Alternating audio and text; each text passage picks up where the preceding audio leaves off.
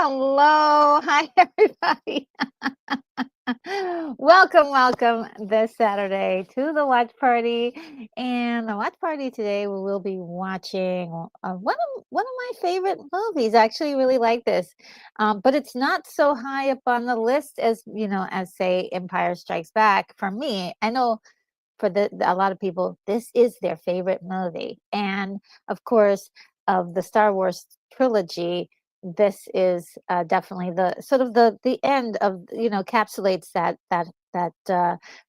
wonderful blossoming of three movies that we all remember and love, and sort of holds a special place in our hearts. We'll never forget the original movies, and so we are going to be watching Return of the Jedi. Now tonight with me, I have some guests coming. Some maybe coming a little bit later, but right now I have a guest that you guys have seen before, and he has always been a crowd favorite. We have Mark D with a C. Hey, hey everyone. Yeah. Wow, crowd favorite. I like that one. I'm gonna clip that. Yeah. Can I use that when I get into trouble? Yeah. Yes, yes, absolutely, a crowd favorite. Yep. You know why? Because we love all your wonderful toys. Where does he get those wonderful toys? Right. Well, it's a lot of hard work. It's you got to get old and collect for many, many years, or I guess it's you could joke. You could if you'd had won the lottery, then you can go out and buy all the Star Wars toys you Oh, want. yes, yes. Um, but as you can see, I kind of was, would love to show some of the stuff, and we'll do that for a few minutes, waiting, I guess, for the other Mhm. guests to roll in. Yeah, But I was trying to sure. just grab a few things and not have too much. But I was looking around my room, like, don't get mad at me, guys, but Star Trek is probably my more favorite. I love Star Wars as well, but Star Trek is, one of my, true loves. And then I'm looking around the room like, I got a pretty fair amount of Star Wars stuff in here too. So Yeah. it's a fun memory from childhood, and if you're of a certain age, or maybe when you saw these movies for the first time with your parents. Yeah. But for me, it's very special because in '77, uh, my sister and I kept begging my dad, please take us to Star Wars. So how old was I in '77? Oh, I was 8 years old, 9 years old.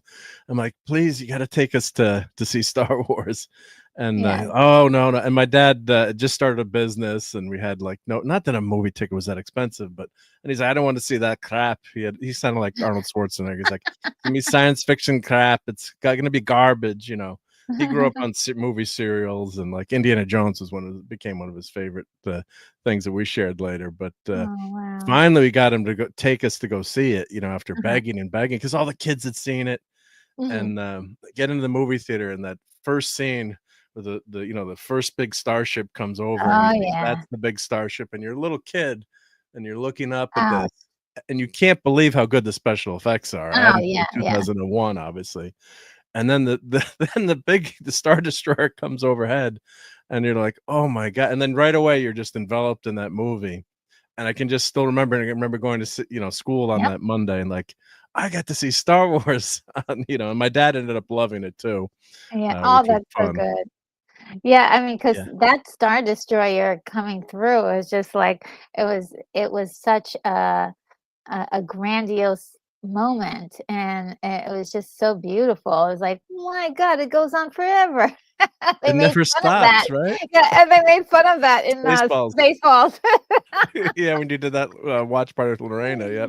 That Yeah, was yeah, awesome, yeah. yeah, yeah, that's such a fun movie. And I don't know if Stunt Yeah. Brat's in the house, but I think she was a stunt double on Spaceballs, I think. Oh, really? Yes, she Yeah, she yeah, was, she was. Well, you just brought up the fact that we need to, check in the comments to see, who's in the chat today, and I know the yeah. first one up was DJ Knight, just, having a ball hanging in there, and just cheering us on before at, like, about an hour before everything had started. So thank you so much, DJ Knight, for, hanging in there, for an hour at least, and just cheering on and getting all hyped up, and He had I would Star say Wars on in the background, I'm sure, yeah. yes, I would put you on the hype squad, DJ Knight. Thank you so much. I appreciate that.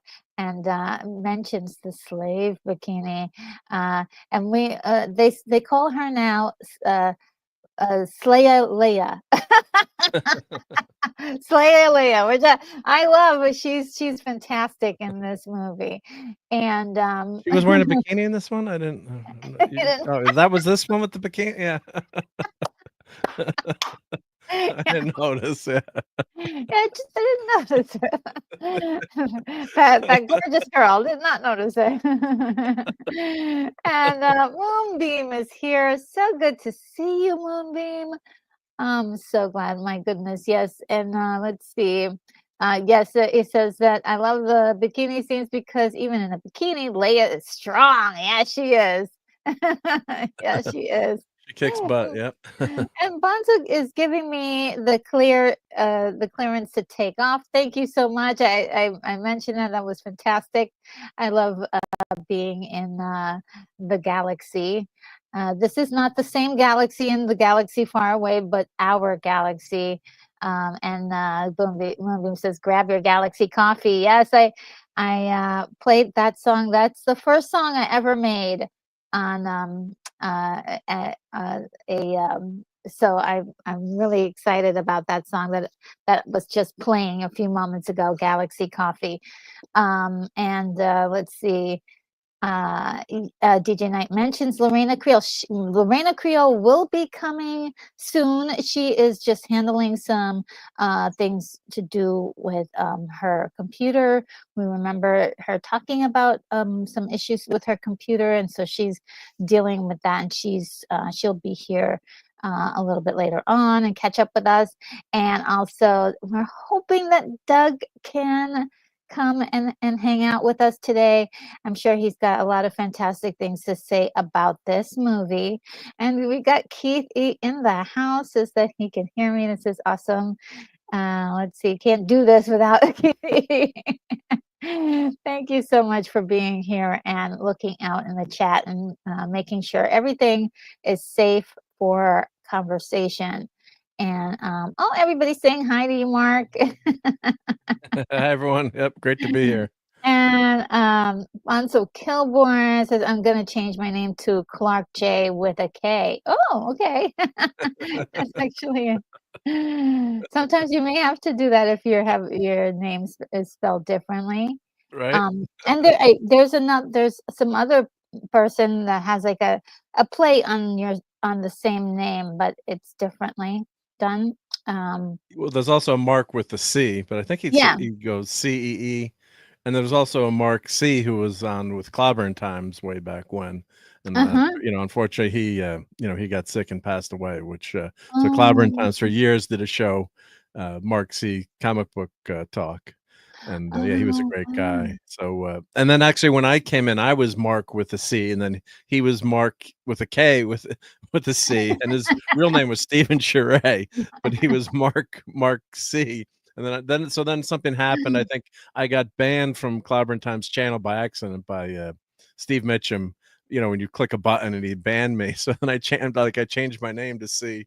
And and Mike was like, Clobberin does like, buddy, I would never ban you. I'm like, what Aw. happened? I'm invisible.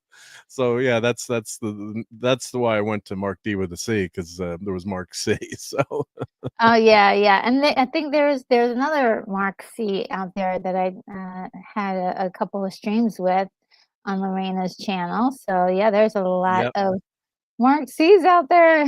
But he spells his name correctly too, thankfully. Yeah. So there's a Mark K, Mark with a, just kidding, any Marks out there with a K, but And Lord Toth is here. So good to see you, Lord Toth. Oh my God, it's been a little bit. And LT. so good to see you. Let's see what else. Yeah, okay, so I think we caught up. And Bonzo is saying RIP Mark C, and that used to stream with Clobby. Yep. And yeah, and Clobby as well. Yes, thank Yep. you for remembering Clobby. I miss him so much. Yeah. And I was well, I'm just real quickly, he didn't like this movie, but he finally came around to my way of thinking, because he'd usually convince me the other way. And Oh, years okay. later, he's like, he never liked Jedi, and we talk about him, like, "I love this movie." You know, he was like 4 or 5 years old or so. I think you're in a different frame of mind when you first see it, with the Ewoks. We'll get into all that. But, he Yes, ended up saying, yes. yeah, the movie's it's not his favorite Star Wars movie, but he ended Mhm. up liking it in the end. He Yeah. came around It to it my side. yeah, it's something about the Ewoks turned a lot of people off, but if you were a kid back then, you were like, "Oh, they were so cute." And they even made a couple of movies with the Ewoks, Yep, right? and D the animated series, yep. and which I never got into, but it seems like, they if you saw this when you were young, this was your Star Wars. If you saw Yeah, this as a like, really, really young. I happen to be a little bit older and had been able to see the first movie, and that was my introduction, and like, oh, I was like, oh, your brain just does something differently seeing that first movie. And of course, then if you saw the first movie and then you saw Empire Strikes Back, your mind was really yeah, blown. So for sure, yeah. what an experience. All right, so I for me, I will just say my memories of this movie really quickly. My mom and I experienced the first two movies together, and it was really an incredible bonding experience. Um, I think my brother was like just born when this movie came out, and my mom and I we were anticipating this movie for the 2 or 3 years there was to make it because right after Empire Strikes Back it ended on a cliffhanger. You didn't know what was going to happen. It was just so incredible how that movie really had one of the biggest cliffhangers I've ever seen in a movie, and it it left us in a state of definitely high expectations, and I think they were met in the movie to see kind of the ending. There maybe were a few disappointments because after you get such an incredible story in Empire Strikes Back, and now you've gone to like a more kiddie kind of um, more innocent type of storyline. It it kind of changes. Like I was like, oh, I thought it was gonna get darker, or I thought it was gonna be a little bit more grittier, but it still delivered in the fact we got this incredible fight scene between Luke Skywalker and Darth Vader, which we had been anticipating since the first movie. So they completed the circle. We really wanted to see that, and Circle is complete. yes, it was so important for us to see that, and they delivered. That was, I think, the most important part of that movie. They had to do that. And the other storylines, I think they kind of, worked itself out to see that Lando was redeemed and it was part of the rebellion, and actually, you know, um, was a very strong part uh, of this battle. And it was just fantastic. Oh, by the way, just want to make sure to say hello to Steinbrad. Ah, you Oh, are she's so quoting that sweet. Mickey. Yeah. Hey, Mickey. Was that "Hey, Mickey"? Hey, Mickey, you're What so was the girl nice. woman Yeah, I better yeah, not you're so sing it. funny. But I love that song too. I don't know how many times I sung that song over and over and drove my mom insane singing it. She It's was an like, earworm. she was I know she never did tell me to shut up, but I know she was thinking to herself, "I wish she would just shut up." Oh god. I was just always singing one of the songs from the '80s, and loud too, and loud. And Moonbeam says Wicket is a fan favorite. Wicket was fantastic. Played by Warwick Davis.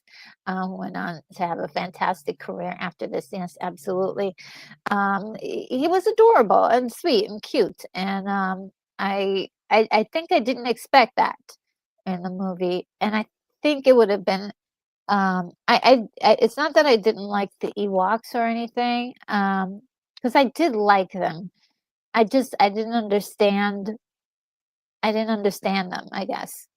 Maybe, but Well, it's like they're supposed to be Wookiees originally, that would have been made so much sense because when you first see Wicket's footsteps, I thought it was a baby Wookiee.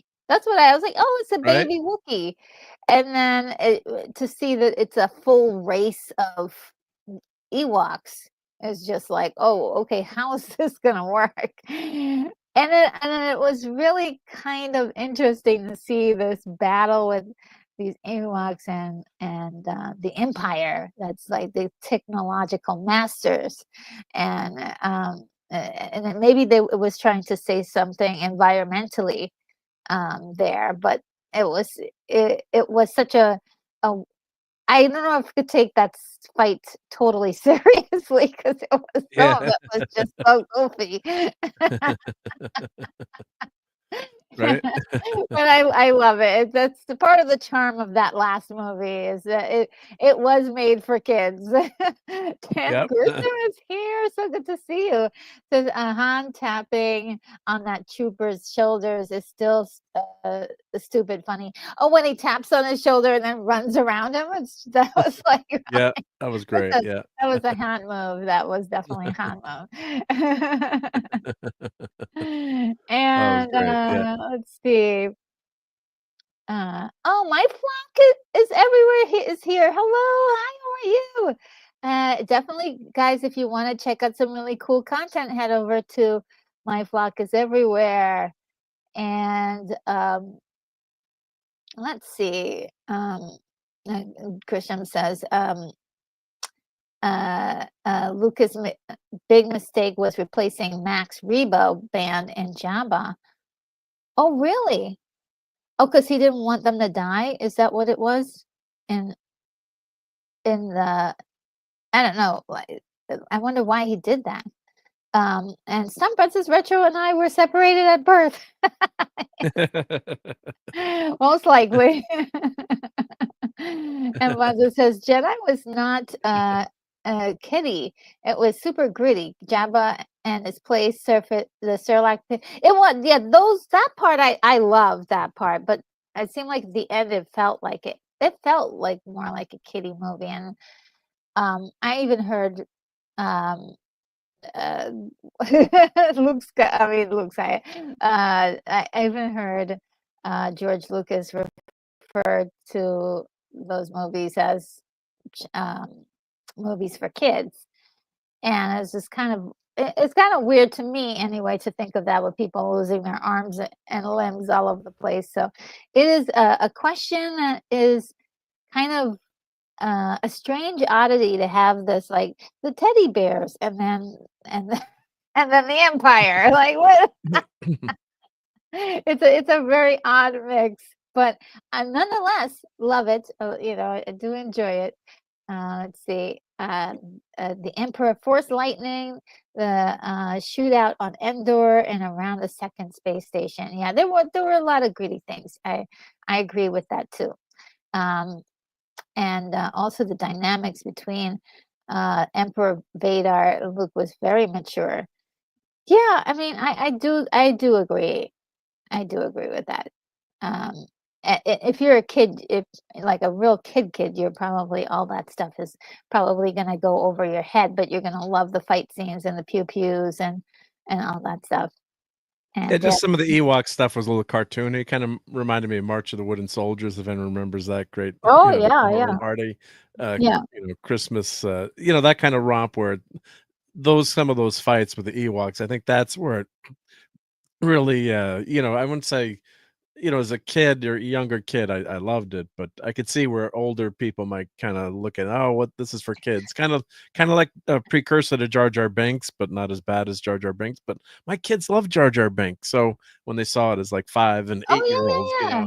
so That's what he that's was the for. yeah. That's what he was for. And that's how I feel about the Ewoks. They were, they were they were made for kids, but everything else, you're right. You guys are right about the maturity and everything else. Everything else was very mature. And Lord Todd says there are only two Star Wars. Wow, that's a purist. I love that. Right, yeah, That little emoji. And let's see. yeah. And he's telling me about the banner. Okay, so remind me a little bit later because we do want to show. We want Mark to show us some of his fabulous toys or trinkets or whatever you have that maybe you want to Like a show. couple of things, yeah, a couple of things, Couple yeah. of things, just a I'm few looking around things. my desk like I'm seeing more Star Wars stuff as well. Oh boy, this is My great. desk, yeah. And Dan Grissom says the Millennium Falcon is the 57 Chevy of spaceships, Vader's superstar destroyer. Not enough credit goes out to the model makers. A lost art nowadays. Absolutely. Yeah, everything now is just Yep, pretty much on computers. And let's see. And yeah, Mark agrees 100%. Josh Herrera is in the house. Happy New Year, Retro, and everyone. This is a classic. To thank the oddities. Thank you so much for being here. So good to see you. And let's see. And Dan Grisham says Lucas needed more Ewok killings and eating to give them more street cred. Oh yeah. My God. Oh my goodness. Okay, Mike, this is really Mark has something that he's about to show us in a few moments. I'll let yep. me know when he's ready. Are you Yeah, let me turn all my let set? me get one more thing in my family room. I'll be right back. Okay. 2 seconds. Okay. Yeah, yeah, yeah. That sounds great. And we appreciate this. Um, him showing us his secrets. In the meantime, I have allergies, guys, that are just acting up. So if you can bear with me for a moment, I will play my little allergy alert for you guys.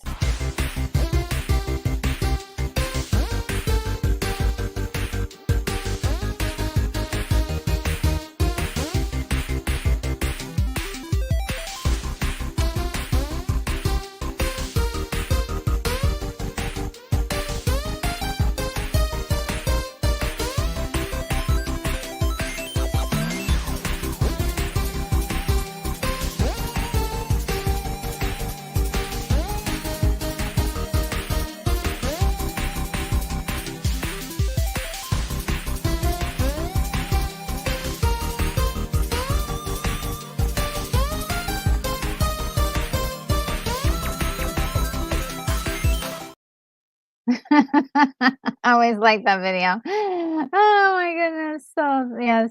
Ron says like God bless you, Retro. Sorry about that, guys. Yes.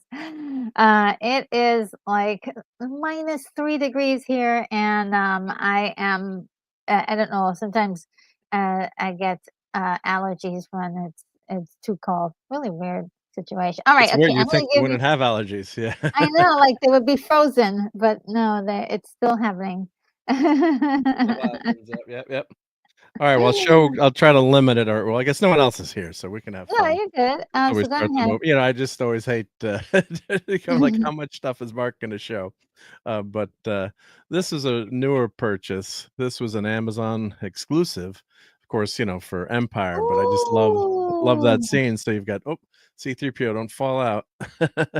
But, whenever you have a figure that recreates a scene that you can remember, so that was just a fun purchase from come on, don't fall. I have them under my TV, but sometimes these action figures, you gotta, they get stuck in the netting. But yeah, that's a great Chewbacca and three. Ah, that is great. Indeed, yeah. So that's I gotta find a spot to put the stuff down that I've shown. Um, let's see. Well, when Lorena gets here, I gotta show her this. But this, like, whenever Oh, she's family or friends go to backstage. Disney. She's backstage, but like this is, my nephews brought this back from Disney World for me. So, of course, Star Wars has had a long tie to Disney, of course, now owned by Disney, but back when it was MGM Studios, Oh, that um, is so cool. and Lorena was, I think, and you guys were talking about that when you walk down towards where Star Tours was, and that was just the only Star Wars part. And then you've got the at there that you see, and you're like, oh my god, this is so amazing. So, So but of course, cute. we'll start with some of the cute stuff. So here's Luke from Empire and Oh, Noah speeder outfit. Yep, yep. And of course, adorable. he's getting a fight with the Wampa. So these guys, well, no, they kind of get along now. But like, people will buy me these as I fun. It's always easy to buy a gift for someone who collects. So like, here's a cute Chewbacca. Oh, Some cute little guys. Yep, yep. So those are fun. Uh, this is one of the cooler things I think that I love. So this was a giveaway from Kellogg's or one of the. I think it was a cereal giveaway, oh, and this is wow. an R2D2 chip bowl, or maybe it was Tostito. I can't remember what the giveaway is for, but Interesting. you flip this, and then and then he beeps whenever you go for the chip. So I don't know if I changed the batteries on this, but there's a switch in the bottom. Let's see. But whenever you squeeze these together, maybe I took the batteries at the store, but you squeeze it together, it chirps like R2D2 Oh my whenever you go goodness. for your chip. So that always comes out for the Super Bowl. And I had this out for a while. My wife made me. She, God bless her, she puts up with me, but she's like, you have to put that away. I mean, so silly things. That's got to go in the drawer. Like if I'm in the store, like I can't go shop. I save the Campbell soups. Oh, wow, You know, that's so cool. I'm like, there's just so much Star Wars stuff. Yeah, oh my It's goodness. just ridiculous. Like, I don't have much hair left, but Star Wars Oh, shampoo, that is Darth so Vader. cool. I mean, there's just so much. There's so much stuff. Like someone gave me. I'm just grabbing stuff within reach. There's a candy, Star Wars candy. Oh. Don't eat Brogo. Yeah. Oh, I mean, no, that is awesome. I could never eat Brogo. it. Yeah, so I didn't eat. Like I can't eat them. You go in the grocery store, then there's like Mandalorian tea. There's Oh, so wow. Cara Dune. So So, cool. so those are just a few. We'll keep grabbing some stuff. But, like I have. This is a playing card set is in here. So you open this up, and there's playing cards. Oh, wow. Just little tchotchkes everywhere. Here's Cara Dune. So I don't have Oh, a ton of cute. pops, but that's a tough one to get these days. Oh, yeah, yeah. You I love couldn't you Hallmark. couldn't find Yeah, you you couldn't can't find. find anything with her, right? Oh yeah, it's gone now. Yeah, everything's gone. Yep. Or highly sought after by collectors. This is believe it or not, a Hallmark Oh, ornament. wow.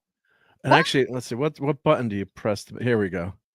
Probably. Oh, the battery's dead. Oh no, batteries are dead. Come on, Mark. You got to change the batteries. But anyway, Mhm. this actually talks and moves. It's Oh, they added motion. So Jabba, wow. I'll change the batteries during the show and get him to work. But he actually talks to you, which is crazy. Um, this is one of my favorite Star Wars items. I believe this is. I think this is the original three from '77. I think this is a R2D2 from Oh, wow. '77. I would love one. I know I have one. I'm not, and I think I'm not an toy but I think you can tell by the size of the later R2s were smaller. The hole in the Okay. bottom. I'm trying to remember, but I remember, you could send away for the toys in the beginning, so that's one of the old R2s. Here's, you gotta have it. I think my C3PO is put away somewhere. I gotta find him, but where's my original? Here's my original Darth Vader and Obi-Wan from the '70s. Oh, And of course, wow. Darth is. Well, I've got a 3D printer. You can buy them or 3D print a lightsaber. But yeah, these have seen some playing days. But Oh, they are amazing. yeah, those are. Oh no, I think this is the original. That's the original R2D2. That's the Oh, okay. '70s. Well, they're both old, but I think this one's an older one. But Mhm. uh, Here's an R2D2 remote control toy from Japan. So I think it was Think Geek was selling these. So he goes forward and backwards and he makes noises, but that's a really cute little Oh, remote that's controlled cute. R2. This is one of my favorite action figures. I think I mentioned this in the chat during Empire. So this is Luke. Oh, that's nice. So it's got a suction cup that you can stick on the window. So this hangs on my window of my office. So Oh, poor Luke. that's adorable. So Oh, Luke is always Luke, hang on. he's hanging there. What are And you that's where you get selling with the Millennium Falcon? right? And that's where you get hope and that, you think all is lost in that scene, and then you get hope there. Of course, Yeah. I gotta have part 2. Ooh, I He doesn't love that speak, one. but that's a so No, the that's a nice size is great though, right? yeah. It's not quite life size, but it's a one it makes an impression. Yeah, where did I get this? I can't remember I don't think my wife was too happy I brought this home, but this is on the radiator in our family room. She's like, "Get that out of here. Yeah, Hide it somewhere." hide it. Yeah, like I have a big R2D2 mug.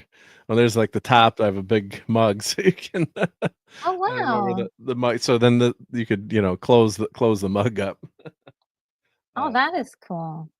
and of All course, those I do a lot of 3D printing, so here's a 3D printed Darth Vader.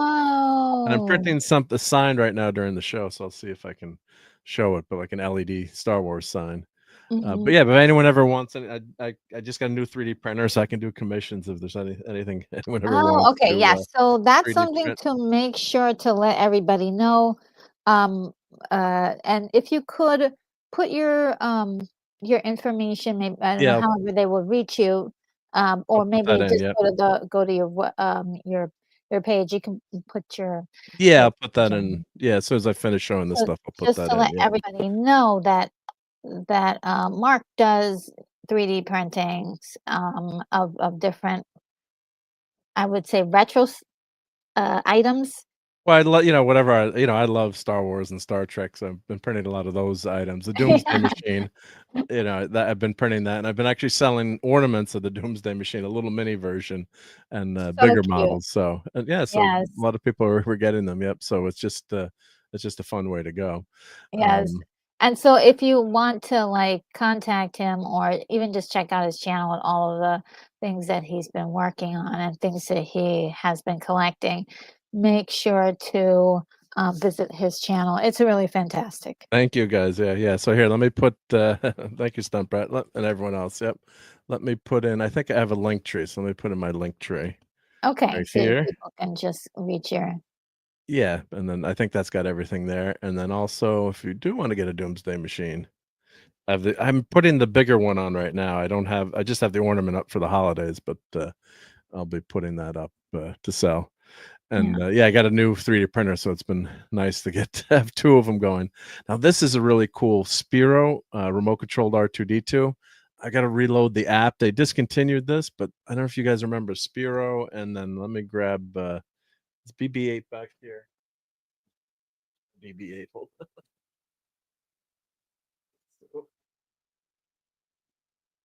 There's BB8. So this was a series of robots by Spiro. And I know the Oh, sequels aren't. cute. I'm not a big fan of them, but No, this was such a I cool liked design. this guy. He was Yeah, cute. BB-8 was cool, and then this he rotates around. Now his batteries, he's got a bad motivator.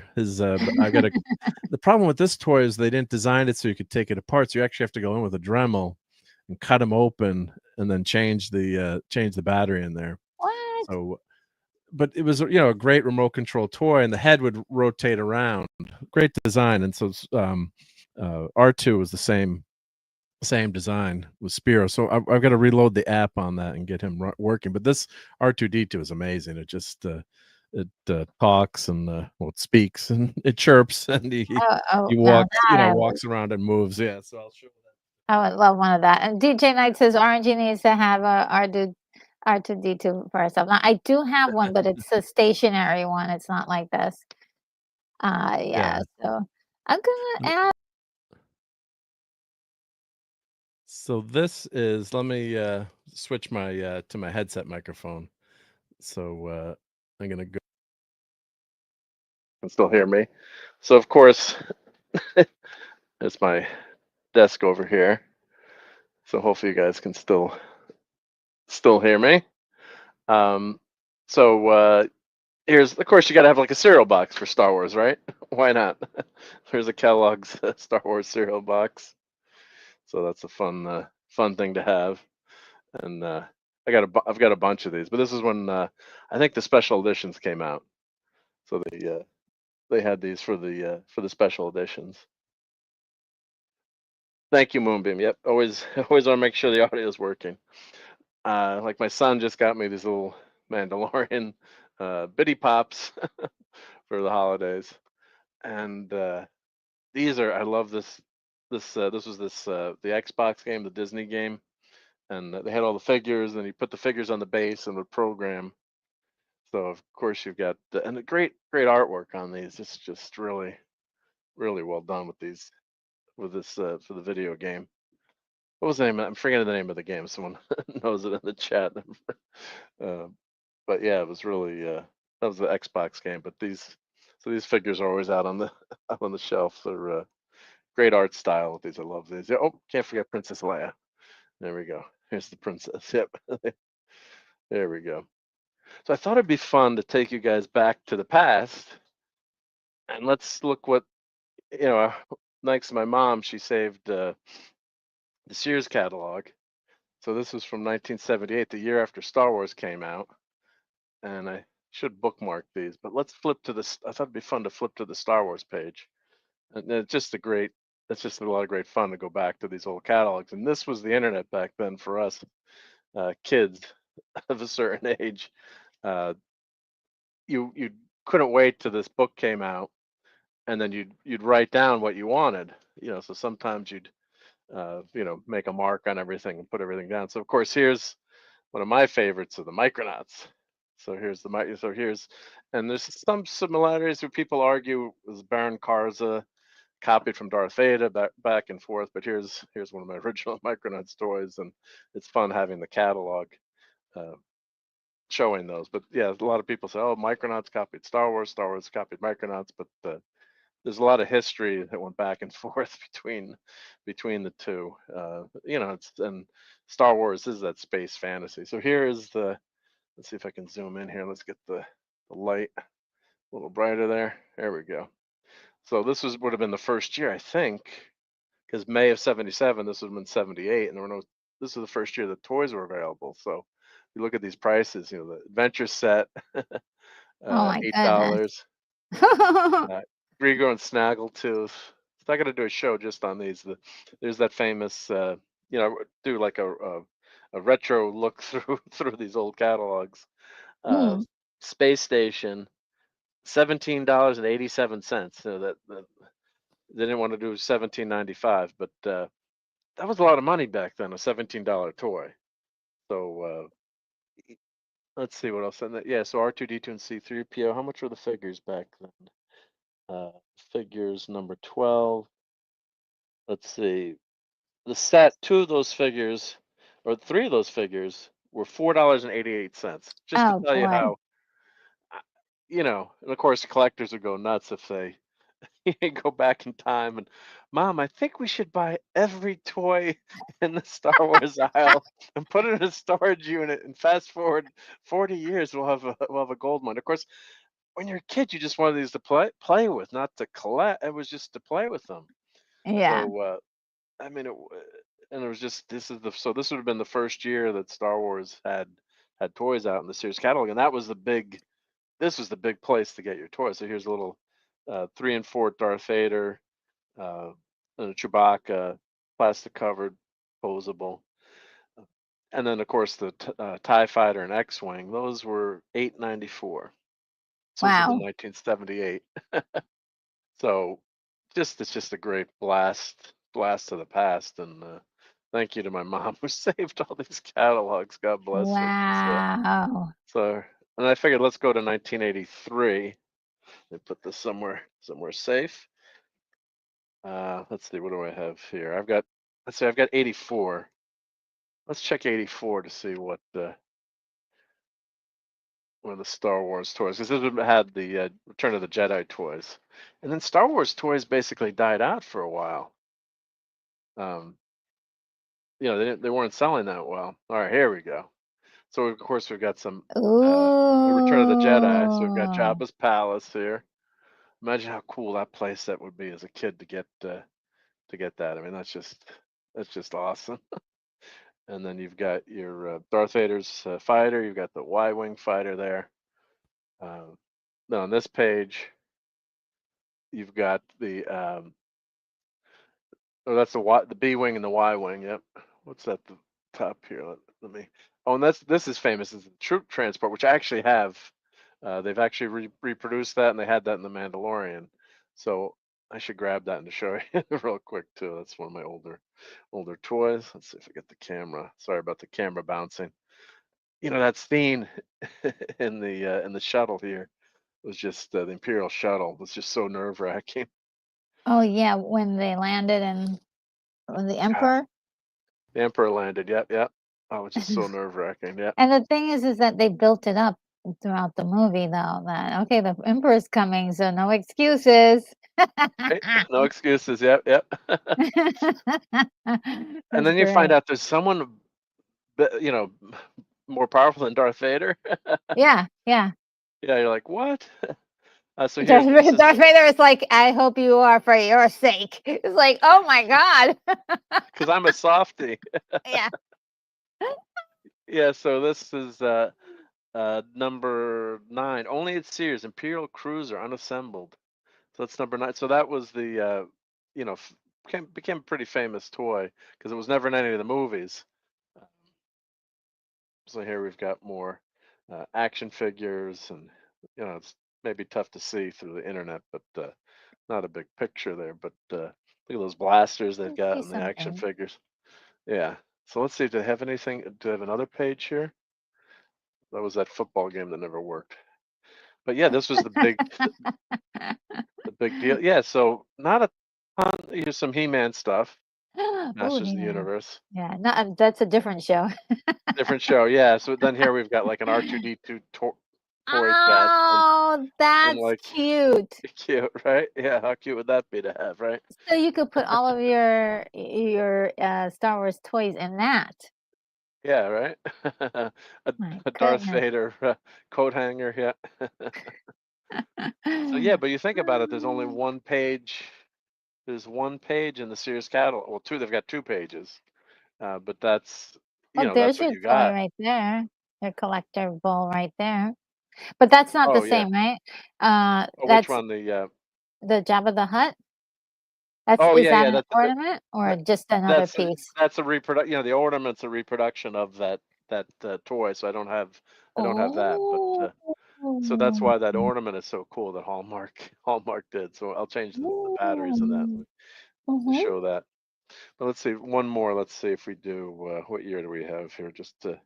We've got uh, 82 and 80. Well, here's another. Well, here's 83. Let's just go and look at the stereo here. Wow, look at that with a record player, 2 tape decks. That's awesome. Oh my god, that's taking it all the way back. All the way back, all the way back. Just everyone had that schoolhouse, right? Or this ship. We had that toy as a kid. Like everyone had that toy as a kid. Yeah, it's kind of fun. I should bookmark where. And I see Well, the Brogu's in ColecoVision. the house. How you doing, Hey, Brogu? Broku. And it says, growing up, I remember looking at Sears catalog and just drooling over the wonderful toys.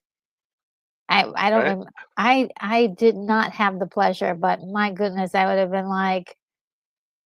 been really freaking out to see something like this. Because I love toys. Love it, love it. And Joseph again says merchandising, merchandising. I gotta Right? say it right. Merchandising, merchandising, Merchandise. merchandising. Where the real money is Real money made. is made. And that's you were talking about the actors last week. So someone I know actually, and I'm so mad at them still because they're not even a Star Wars fan, and they have their names in the credits of the special editions. they worked on the some of the extras. I think I'd mentioned that in the chat. And sorry, I can't find the Star Wars Oh, toys. Where are they? And I almost they said, well, maybe I'll hire you, quote unquote, to come help me that day as they're filming them.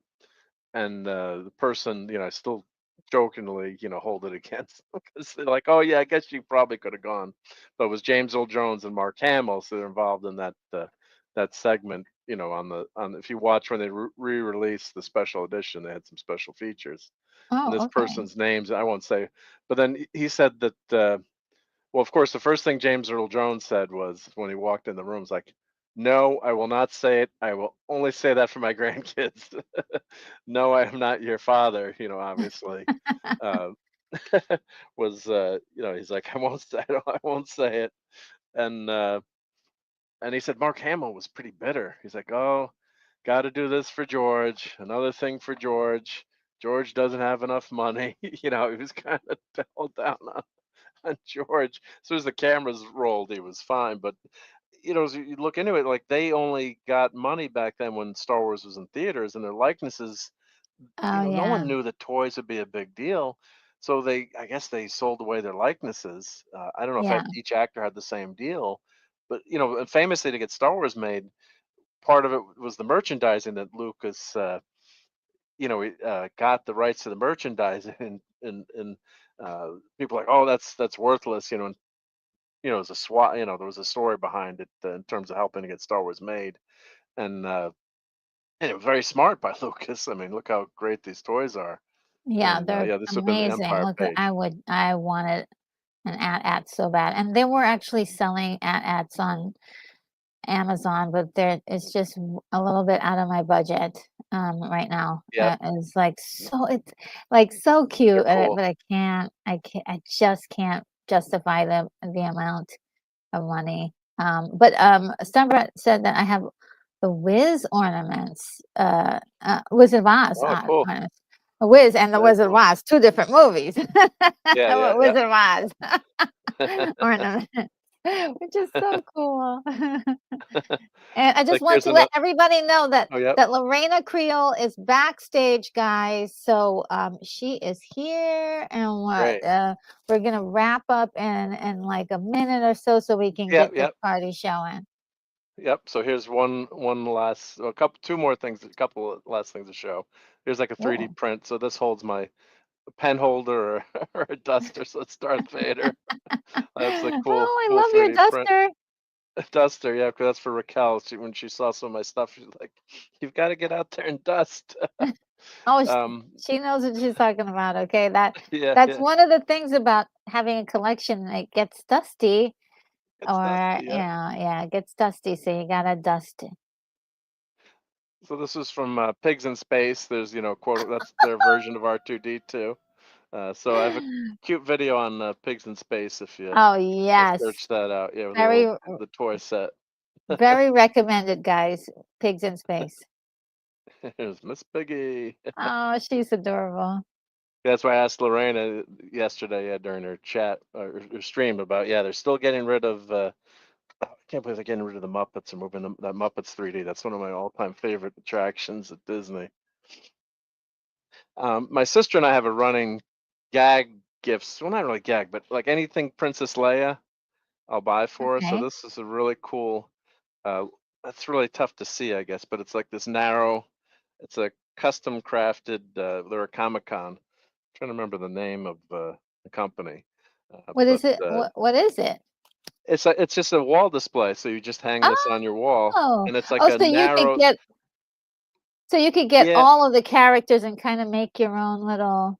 you make your own thing. Or so here's Chewie. Oh, But it's like if you live in an cool. apartment in New York City, or like if you're me, you want to put this between posters. So I got this for my sister. Oh, she's not watching, but I've got to. I was supposed to give her that for Christmas, and I forgot to bring it over. So on Christmas Eve, like I have a Spock.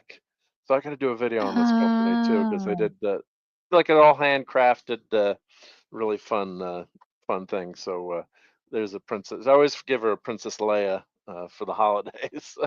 that's So so cool. some great stuff. And let me grab. I know we got to get rolling, but let me grab that Star one Star Cruiser item. I'll show that. Oh, That's from Star the 70s, Cruiser. and then Okay. the Falcon, and then we'll get the movie going, All right. right? In the meantime, I'm gonna bring Lorena to the stage. Are you ready for? Hey, Lorena. Oh, wait. How do we don't have Yeah, volume. go There we ahead. go. There we go. Sorry if I got tattooed by accident. How are you? Oh, I'm doing Hello, good. I'm doing good. Glad to be here. great Glad to to see you. be Yes, here. yes. Mark is showing us his collection of I saw, I Star was looking Wars. at that ad that he had up. Wow. Talk about a blast from the past, man. Right? So this is one of my favorite toys, and I'm gonna the make him Imperial. solo, but we'll be Wow. able to hear both of us.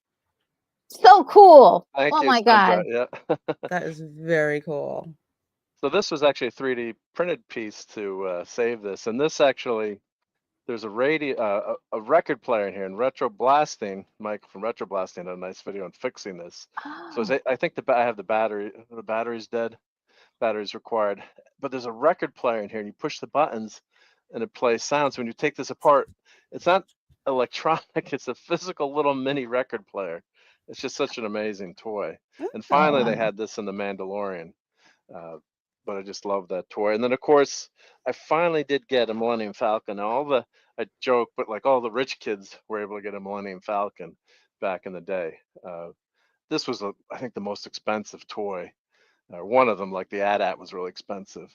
And I got this finally when they had special editions came out. I'm like, I'm buying this now. I don't care. My wife's like, what do you need with the Millennium Falcon?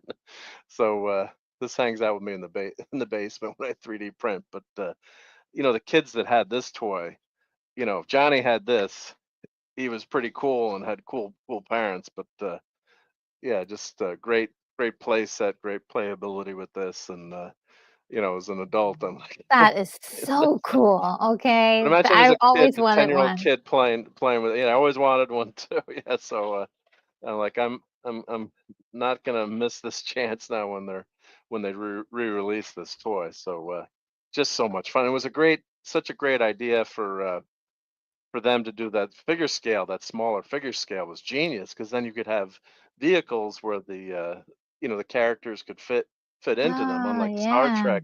So you could have, all right, the cockpit can only fit two people, but you could have characters in there and have you know have a fun, imaginary romp, playing with the figures. So it's Oh, so cool. just just so much fun. And I had another Millennium Falcon to show, but I don't know where it went. But that's all right. We'll get we gotta get this movie going. I could do another few more hours. Oops. But the probe droid, my probe droid just fell off the shelf. But there's the probe droid. Yeah, Oh, he's cute. it's cool. Yeah, yeah. So, but yeah, it's just so much fun being able to collect these things, and just enjoy them. It's just it's just so it's All just right. there's everything. And I guess Lorena, you did see this maybe earlier, but here I know you do your. I love watching your streams. There's something about it that's so relaxing. I don't know if you can Yes. understand that. Like when you're in the Northeast freezing, and I'm watching you walk around Disney World all Yes. day yesterday. I'm Yes, like, it's absolutely. relaxing, like to oh, like, thank it's like it's so you. nice. So here's a Ah, R2D2 my nephew's brought back for me from Disney. that is Um, so funny. I love that. I want one. Yeah, That's so so cool. cute. And I think I have a Mickey somewhere. I have a Mickey Mouse as Luke Skywalker. They have those cute toys. But Hmm. yeah, it is just there's something about watching those Disney streams. You did such a great job with Yes, their. absolutely. Yeah. So I Oh, mean, And well, it's not. thank you. and I just I know wanted it's to not easy to say do, but yeah. and I just No, I'm wanted to just like, say there's people. Here's more people. Okay, we roll around. There's more people, over that way. But yeah, I love doing it. But I hear you. Oh, I don't. Oh, cold in the Northeast. Whoo. Yeah, it's And why I was minus there's 3 right people now wearing where I'm at. sweatshirts. I was gonna say something like, "What are these people wearing sweatshirt?" I was looking at the temperature. The computer was telling me it was 70 degrees. I'm like, I'd be in shorts and a t-shirt with 70. Yep. It's gonna be in the teens this week here. Oh, Yep. yeah, it's minus 3 right now where I'm at, and it's gonna get down to minus 20 something during the week Mhm. next week. So I'm looking forward to that. Not. And, hello, Lance from the Outcast Creative. How are Yeah. you doing? Is this one of your do you have do you want do you want a link Lance, let me know if you want to jump on because I would love to have you on board to talk about this. We're going to jump into the movie in a few moments. Apex Comics is here. So great to see you. Welcome to the show. Let's see who else. Let's see. Saying hi to everybody and let's keep going. Let's keep going. Let's keep going down the list here. Outcast says I built a 6-foot super star destroyer from Return of the Jedi with my dad. Retro. I think Awesome. I showed you pics of it before. I think I think I remember that. Um, and Joseph Agay says a heat wave in Anchorage, 29 degrees. Oh my God, that's so good. When you reach 0 degrees, if you felt 0 degrees, well, once you get to like 10 degrees, 29 degrees, you're like, man, this is great. And so, yeah, that's how I'm feeling right now because we're below freezing. Let's see. And Apex says insulate your faucets outside if you haven't already. And Mhm. Dumpster Fire is here. How are you doing, Dumpster Fire? And Moonbeams is boasting a 44 degrees. That is a heat wave. That is a heat wave. Wow. All right, guys. So I think we can get started with Okay. the movie. This is going to be great. And I haven't heard from Lance, so I suppose he may not want to. Let's see, I'm not sure if he wants to, but he's welcome to. And let's see, Douglas A. Burton may be stopping by as well. So we'll have a full house today. This is my first time navigating the Okay. A waters lot of with us. a lot of people, possibly. So let's keep that in mind. Let's see if I can also. Robo says here in Texas on Tuesday, we're going to be at 17 degrees. That's really harsh for Texas, Texas. wow. Yeah, and snowing according to the news. Dr. Bob's a nightmare says, show me this on Yoda. Show me on this Yoda plushie where the land touched you. And Outcast Creative says, I could come on. I just need to eat, and I just came off a stream. Okay, gotcha. And let's see. I will let you eat and then come back and check to see if there's a thing. And Moonbeam, yes, thank you. It's time for the banner. Yes, so let's get the banner going. Which version are we gonna watch? Because I have about 6 different versions. Oh, it's the more recent whatever. It's like Probably the the special edition, I'm guessing, or I don't, is it called the special edition? well, I mean that was that was the ones that were released on Blu-ray. So that was how long is my version? Let's see. My version for the special edition is 2 hours and 14 minutes and 47 seconds. I don't know if that I think that's probably the one that 2 I'm hours and guessing most 14 minutes. yeah, I'm guessing that's the one most people would have would be the Yeah, special edition. I think that's the one I have. The one that you would find on Disney Plus. Yeah, because they never released don't get me mad, but they never released the theatrical, and that's one of the things the fans get mad about. It's like give us both versions. You could watch the original and the ones with the new special effects. But Yeah. 'Cause there's the originals are available somewhere. Well, they're not. The last time they released them were on VHS and Okay. Laserdisc, so you can't Yeah. get the Okay. original. And so there's actually internet versions like the despecialized Oh, edition yeah. where people take the special effects out, or there's versions where they'll modify, like leave some of the effects that they like, but take out some of the other things that they don't like. So there's a million, fan versions out there of these movies. So Yeah. depending Latino's on which land. version you like. Hello, Polly. Good to see you. Says Polly, play the VHS original. I want Hey, to. I Polly. just wish were able to get a copy of it. I still have mine. I know I have a copy of it somewhere in this, but like it's definitely a VHS copy. I just don't have a player. That's my next goal is how do you get a VHS player um and like use it on any other technology today? That's another. I have one that it has a VHS and a DVD burner. So if you Oh, have an okay. old, and there's also a converter too, you can bring it right into your computer from VHS. So there's like a $30 gizmo you can buy on Amazon. So you hook it to your VHS player and then you connect it to your Oh, computer, and okay. then you can copy the VHS to your computer if it doesn't have copy protection. Okay. All right, guys. Well, the way it works is that we have our copies and you have your copy, and we will see our copies together. Yeah. And so, what I will have though is a visualizer for you to be able to see where we are at the movie, and that will contain some closed captioning for you to kind of match up with your copy as well. I find using the closed captioning really helps to line things up. And so, um, we'll do the countdown now. Suddenly I have a frog in my throat. All right.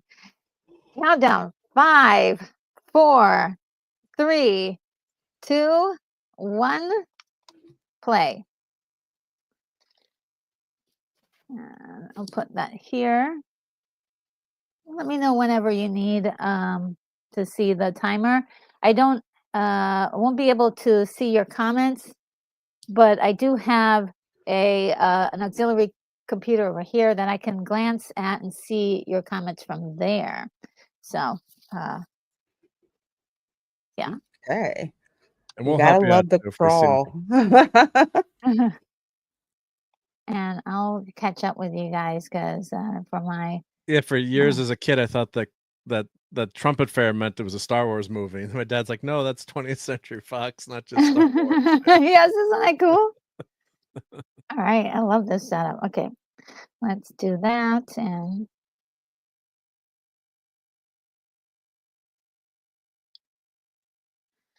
let me just make sure I catch up with you guys perfectly.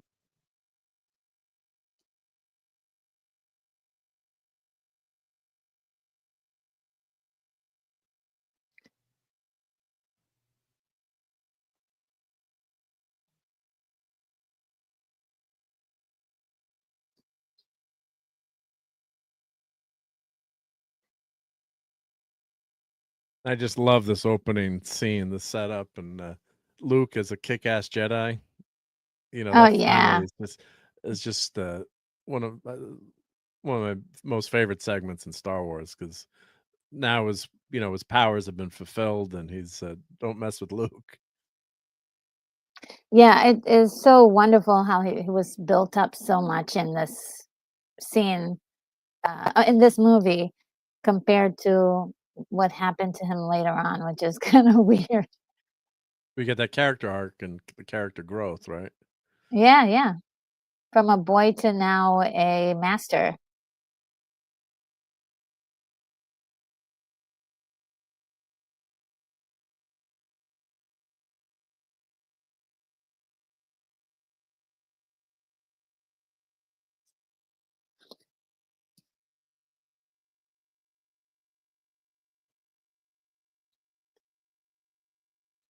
I may be a few minutes ahead of you guys. Oh,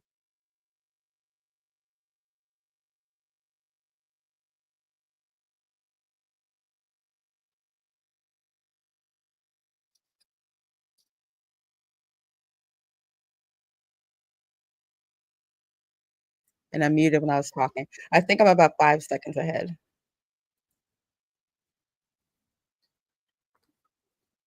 Yeah, me too. I don't know why it's not matching up quite there. I think I'm synced up So pretty much. Yep. okay. I'm seeing the shuttle landing. Oh, it's so pretty. Yeah, Lord that of the shuttle's landing. Yep. Yep. shuttle has arrived. I'm here to put you back on schedule. Famous last words of any Yeah. project manager. Oh yeah, this is a really interesting scene, as we were talking about it before. Mhm. Vader and this guy here, this commander, is not quite up to snuff on production. It's like, oh no, don't tell them we're behind.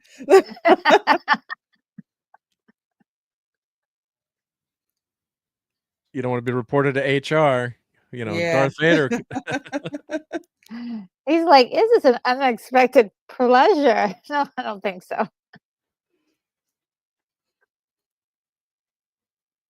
Really? Oh,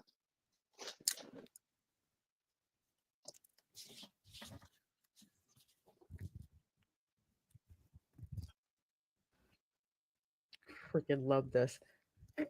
It's like, what? There's an emperor. Emperor's coming here?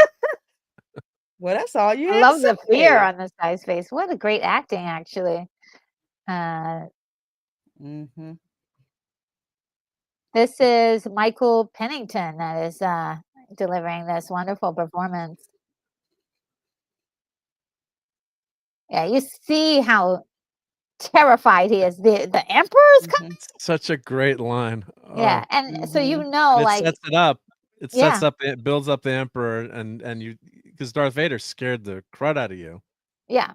So imagine this emperor The is emperor is what he's gonna do. even worse. Yeah.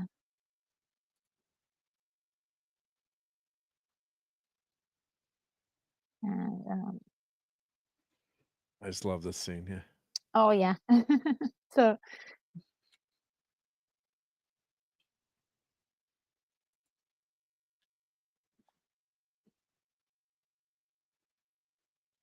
all right. Let me make sure to send Lance a link so he can join us if he'd like. Gotta love these two back together again. Abbott and Costello, Lauren Hardy, right? Yep. Mhm.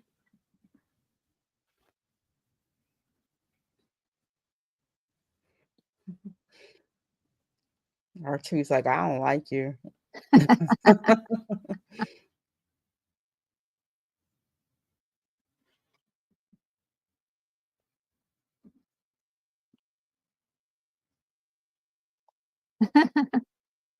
Yeah.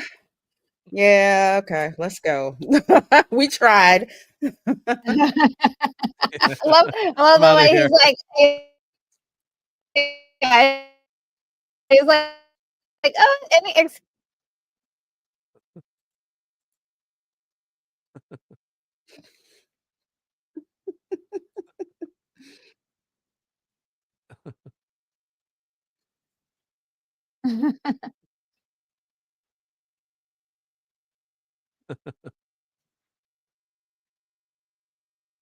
the Got the R2 is heavy The on Jim mission. sword. Henson influence. Mhm.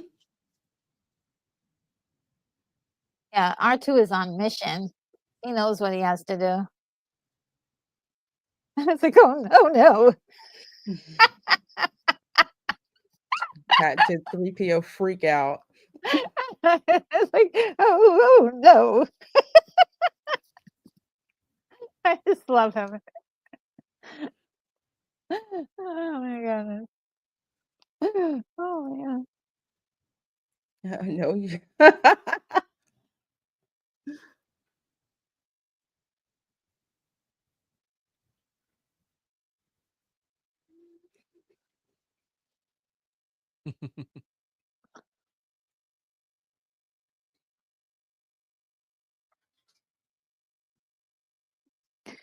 Dan Grisham says Jabba has the best party boat in the galaxy. Yeah.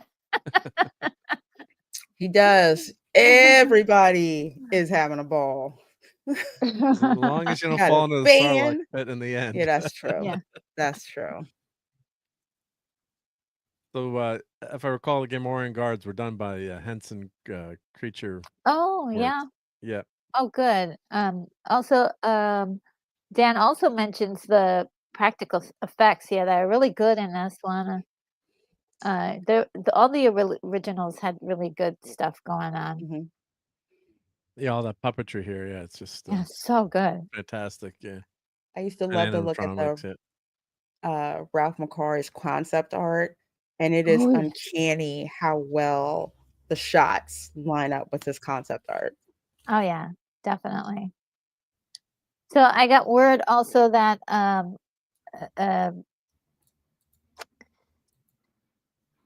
oh gosh, what was I gonna say? I'll It'll hit remember in you. a few moments. Yeah. Yeah.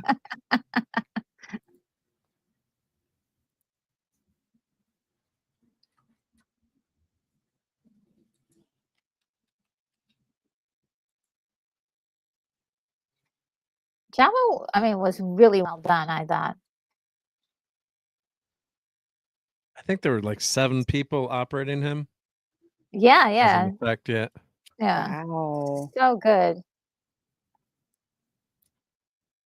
Because that was a huge puppet. Yeah.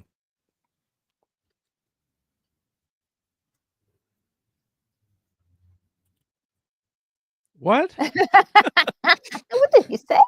What do you mean I'm gonna get what?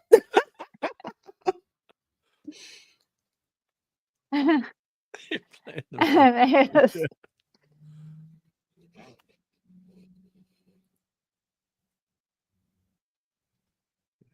He's no Jedi. Their flame is extinct.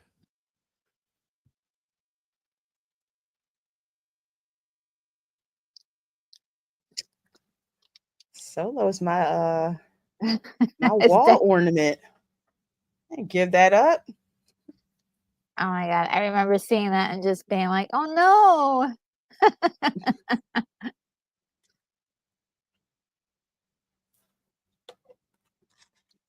Salacious Crumb.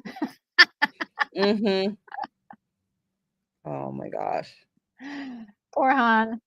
His laugh was insane. Wasn't it? It was just the best. Mm-hmm.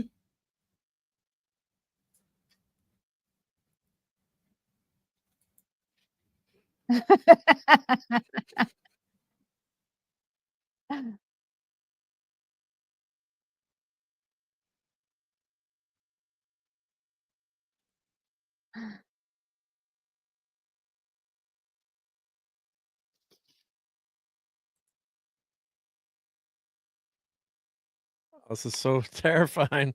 Poor Mm-hmm. droid getting tortured. They're Like, how could droids torturing get tortured? the droid.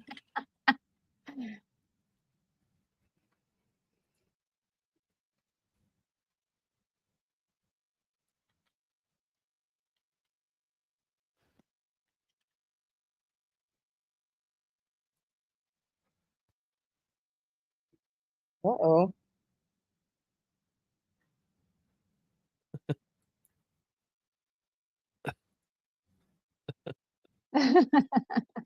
Oh god.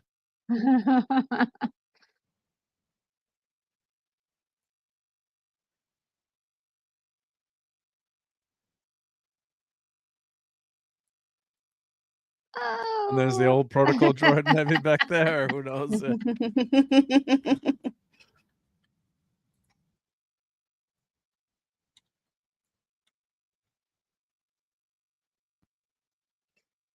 Torturing those poor droids. No. Oh, poor thing. What did the poor guy do? I know. Oh, man. Now a lot of these characters were added in the Or special edition. yeah, I didn't mind Mm-hmm. it so much. It was the CGI parts that were just a little bit of an eyesore, but otherwise the real, like, additions were fine. I did not like this changed music. And then this guy, what's his name? He Yeah, I was didn't know added why they CGI. changed it. Yeah, it wasn't really that. They had Miss Snooty, and she had her little number that was going on.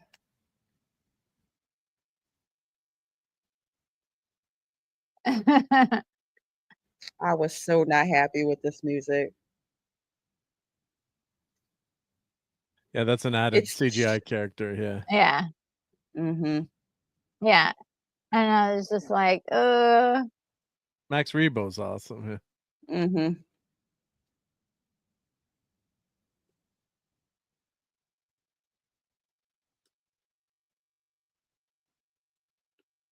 Well, that's why the I fans would were like, just give us the choice to do either or. Yeah, you know, yeah, like in Star Trek, you can click the button on the DVD, like old effects, new effects.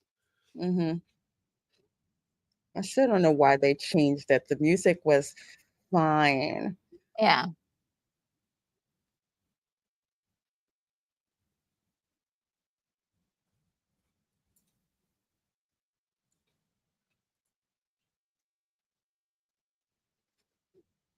Ugh.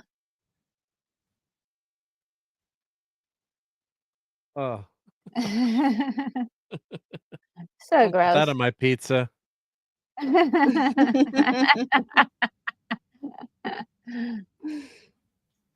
So good. Let me just see. Mhm. Mm.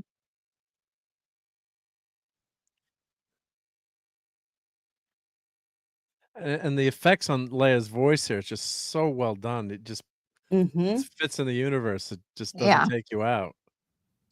And you know, this is all subtitles, so you're reading this in the movie theater, but you almost don't even notice that you're reading. yeah.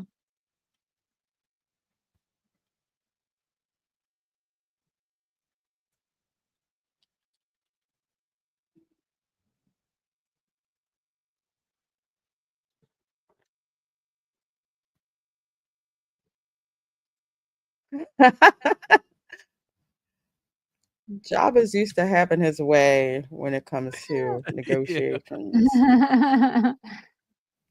And then you're like, "What's going on? They've captured Chewbacca?" I mean, it's gone from Uh, Empire, like, thing and then you see Boba Fett, and you're like, "Things are really not looking good for our heroes here." Mm-hmm. yeah. Boba We Fett don't was know that's flirting with Leia the there, but girl. I kind of like that little touch that Boba was flirting with that girl. right? Mm-hmm.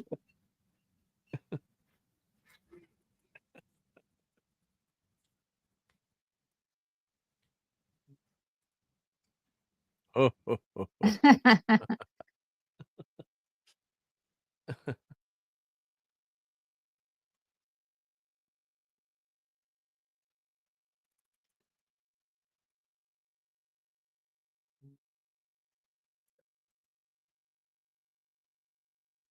Boba's like, okay, Yeah, all right. I won't shoot you. Jabba's like, let's party.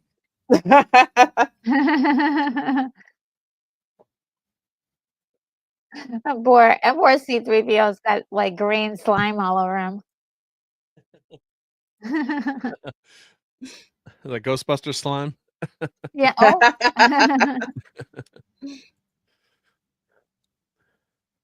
That's respect right there.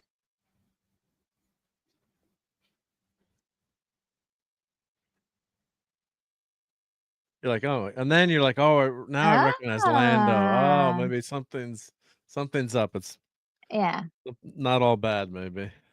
yeah. But what I like is that you're still in the mystery of like, okay, what's happening here? Like, Right? why are we spending so much time here? And how are they gonna get Han out of there? That's new CGI added. Yeah. It's not too bad. That's okay, yeah, just Yeah. my dad didn't like that burp, though, but,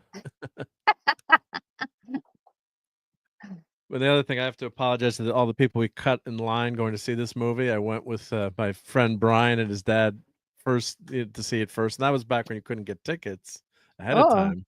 So the line was around the block, and Mr. S God bless him, parked. He's like, "Just cut into the line here." I'm like, I'm an Eagle Scout. I'm like, "We can't do that." He's like, "Just get in line." And so we kind of somehow snuck in and got to see the movie because I don't think we would have seen it that night.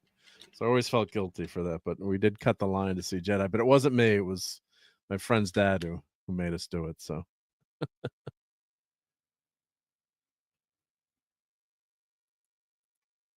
but it was a struggle to get in to see these movies. Sometimes you had to wait till the next week to see them because oh yeah, yeah, Mhm.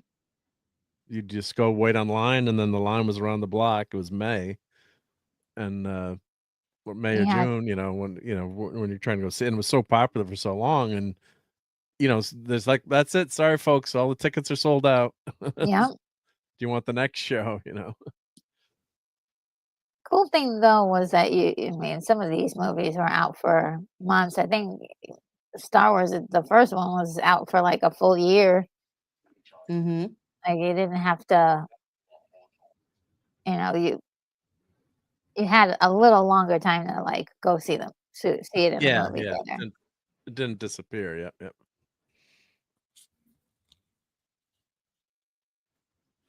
They give you plenty of time to at least try to catch it. Yeah, because a lot of movies now, they're in the movies for what, 3 weeks, 4 weeks, 6 weeks, and Mhm. then that's it. Yeah. Oh no, some of them are like done it within 2 weeks. Yep. Mhm. This had to be like the coolest voice changer ever. Yeah, And why didn't she take her mask off from the beginning, though? Like, it works as a scene, just nitpicking it now. Now this is the yeah, great reveal. yeah. The It music had is to so have that. phenomenal. Yes, yes, yes, yes. I know that voice.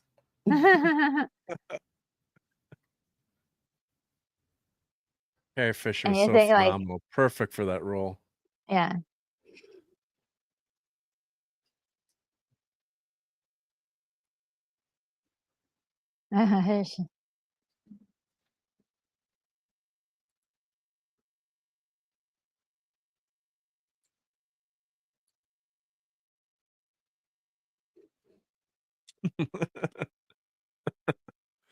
Doesn't Leia have a lot of money? I know, isn't she a princess? Antha Fodder.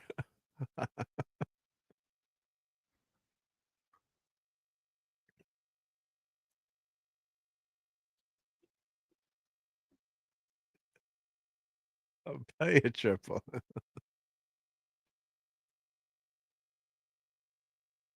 Oh,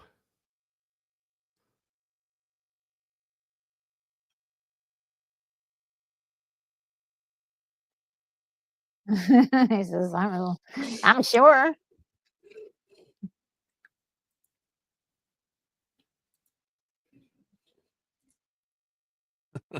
oh god. Salacious Crumb. He's like, oh, snap.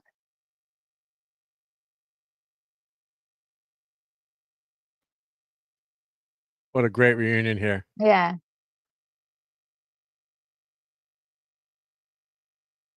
It's so funny that he just hears one little ground and when he knows, he's like, Chewy? It's Chewie. Yep, yep. That's how great they are together. I love this. Yeah. Uh, How often do we say that to our friends? You get delusions of grandeur. so And just the cool. characterization between you never understand what Chewie's saying, but in your mind you make up stuff, and Yeah. uh yeah, just the characters are so natural and so beloved, and Harrison Ford is just phenomenal. I know the rumor is he doesn't like that role as much, but Yeah. God, he's good in it. Yeah. Yeah. I think he doesn't, he never realized the worth of that character, but there's just something about Han Solo that is, um, you kind of love that he's this guy who is actually on the side of the good guys. You Right? know? Oh, Dr. Bob is saying the movie script for R2 is written in English. Oh, interesting. Yep. Interesting. So cool. Thanks for that info. And Broga was saying when you saw it in 77, did you have an intermission? We didn't have an intermission, but and that's how they made Oh. their money, right? As Dr. Bob is saying, yeah. Oh, yeah, because you had to go back out into the lobby and buy more Buy more stuff. popcorn. Yeah. Yeah, snacks. This is so good. Calling back to Ben Kenobi or Obi-Wan. Those aren't the droids you're looking for.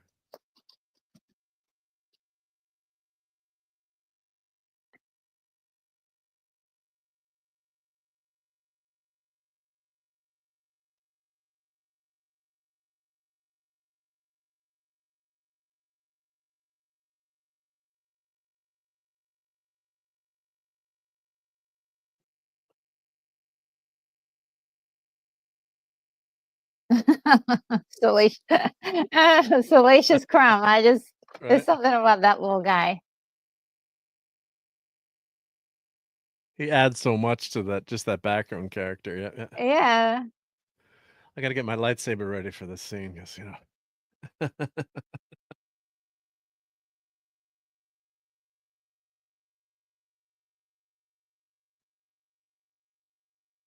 C-3PO though is like trying to warn him.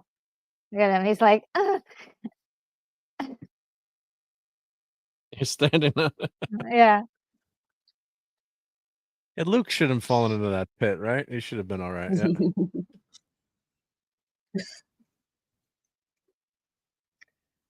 You ever notice Salacious Crumb kind of laughs like Snoopy?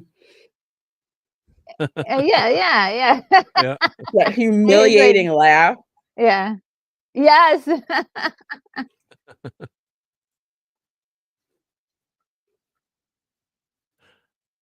Are Gamorrean guards on the keto diet? I don't know. We'll see what the.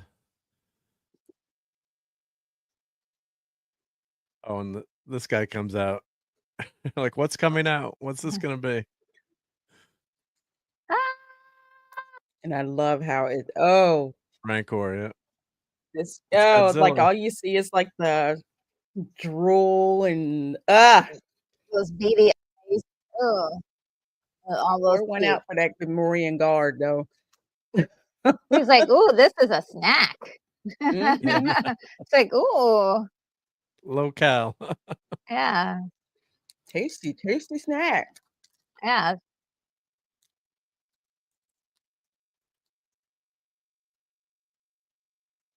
So I don't know if this is all new stop motion or CGI, or they cleaned up the stop motion. I mean, this clearly think looks they better than when it came. Yeah, I think Yeah. they smoothed it out. Yeah. Not that it was bad when the effects No. first came out, but with the advances in CGI, it's like they clean it up so it doesn't have that like raw, gritty look. Yeah. And one Yeah, thing about it before it had that outline the around outline. Yeah, so Mhm. they cleaned that up too. And that's the beauty and of using that kind of art with CGI actually helps enhance the puppetry stuff, you know. some people have CGI'd Ray Harryhausen, like try to clean it up, and I don't think it looks, ruins the effect. But No, with something like this, I It some think of them don't doesn't. look this it. Yeah, works. yeah. Especially the skeleton fight. I love the fact that they're kind of Or jerky and yeah. Mhm. Yes, actually there is no line actually on those because he lit them in a specific way that it looks like it's actually in the same scene. yes, Brogo. Chewie should have gotten a medal in the original Star Wars. Yeah.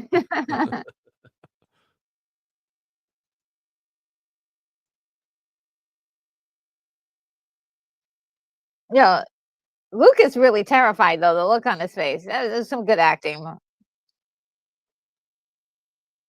Oh, And then the oh, the zookeeper comes out laughter's flying. gone. Like, I have an idea. Oh.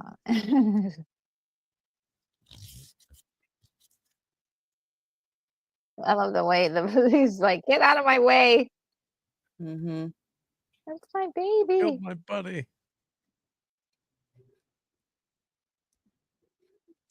If you read the novelization, I thought it was pretty cool how Luke was like it's like he actually felt bad for the Rancor. It's like it wasn't bad, but it had just been so Yep. horribly mistreated.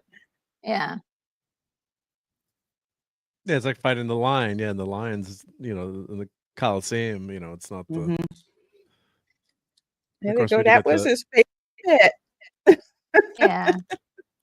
Yeah, I mean, they have to in order to keep him savage and Mhm. ready to destroy.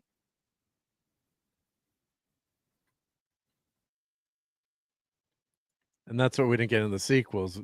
Everyone together again. Just now we've got everyone reunited Yes. after all the travails of Empire, and the Okay, Mhm. gang thank is back you. together. Thank you for hitting on that because that's the thing we wanted and this movie satisfies that. Even though they ended up splitting up again and then reuniting again. It's just Yeah, like we needed to see the whole team play together. you want those Avengers to assemble. Yep. Yes. Let's see. Dan says he's crying too. He loved the Rancor. Ah! The poor Rancor, misunderstood guy. Oh my goodness. These are all CGI add-ons here. Oh yeah, because you can see how everything Mhm. just looks too perfect. Yeah. And I did get my job at work, my ornament. Oh, you did? Okay. Yeah, yeah, yeah. So here's you can kind of hear this. I'll turn off the. Oh, well, wait, are you playing it Oh, now? no, I'm just gonna push the button so you just see how he moves. Yep, yep. Oh. Let's see how I put his batteries in. See. Hold on. Let me So just Oh, that's cute. Oh my god, that's fun.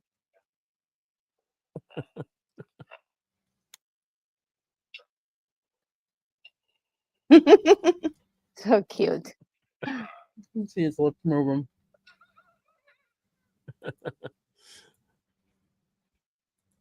I like that little music that they're playing in the background of this, like yeah,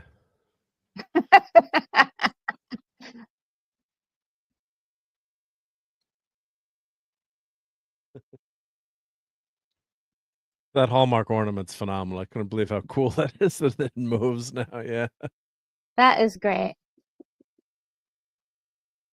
that stays on the shelf all year, right? It doesn't get Oh, put I away. hear It's so you. cool. I hear you. I wouldn't put that away either. That's CGI, but that looks good. I have to say. Yeah. There's some charm about the original though, in terms of the. Yeah. It was just a pit, right? Yeah, well, they had With teeth tentacles on the around it. side. Yeah, Yeah. didn't have that middle And part. yeah, Yeah, and the tentacles. I like that better than the mouth coming out because it just doesn't seem uh it's like an inner creature inside the mouth of it. That was just kind of weird. well, with the CGI, you can do whatever you want, but sometimes it's better not to show Uh, restraint. I mean, yeah, yeah. Uh,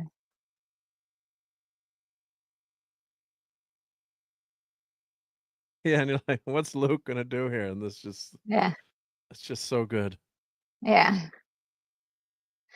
My thing with this movie, which is where they made the adjustments in the first movie with Jabba, where they had the CGI version of him following I Han, hated that. does Yeah, not match up with this Jabba, which is even if it was like a year or two later, it just doesn't feel right. Doesn't feel right. getting ready to catch the lightsaber. There we go. Woo! This was so freaking cool. Awesome. He just Just the catches it kick-ass and he's scene. like, turns it on.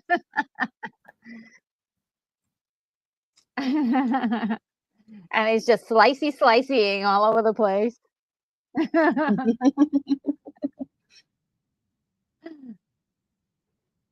Everybody into the Sarlacc pit. Yeah. Then you go, ah, Lando, hold on.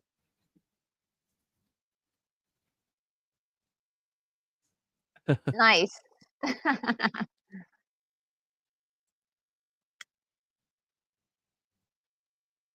You're like, how It's is so Luke gonna get out of cool. this now? It's so great. You just see how powerful Luke is now. He is. Yeah. What a big difference from last movie.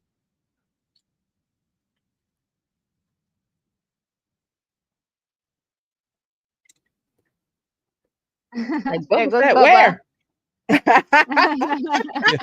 Right behind you.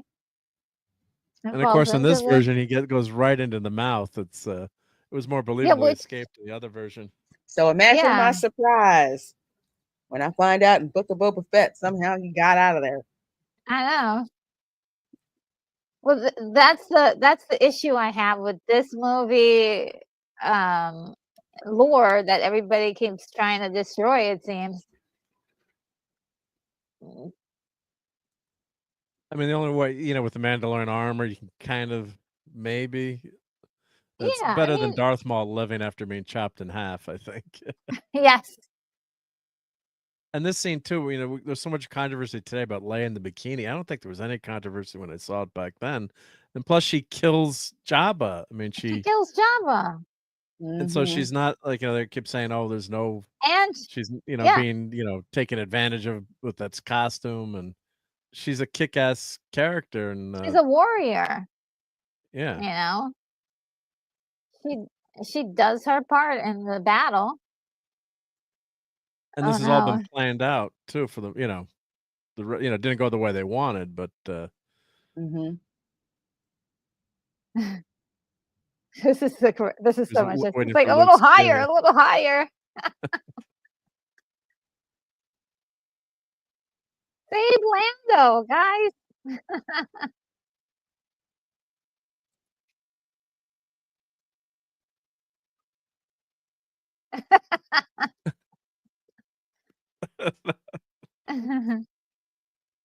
Perfect. Yep. And of course, that's why that scene when Luke returns in The Mandalorian is just so amazing in the end when he takes out all the robots and. Oh yeah, that's so great. Oh no, C-3PO is in R2 to the trouble. rescue.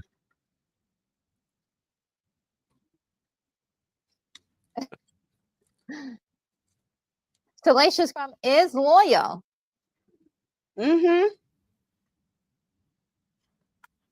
So okay, she actually blows up. She's the one that shoots this. Yeah. Thing, so. And Luke gets hurt here. He's not overpowered too. It's not. Yes. He's still learning a little bit. And he's much more powerful than Mandalorian. Yeah.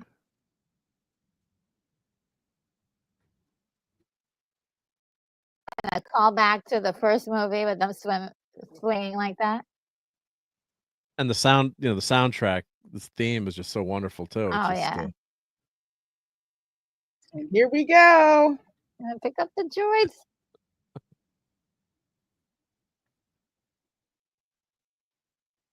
Wow. Bye-bye, Jarb. The scene as they sail away is so cool. Yes. Explosion in the background. We don't even need our powerful friends. We can save ourselves. Yep. Yeah.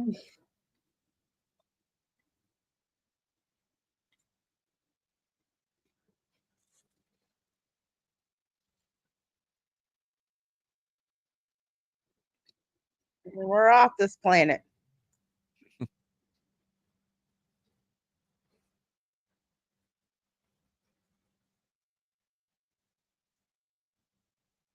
Oh, his hand is wounded really badly. Yep. Still working, huh? He didn't even take time to fix it either, 'cause he could have had time to fix it. Yep.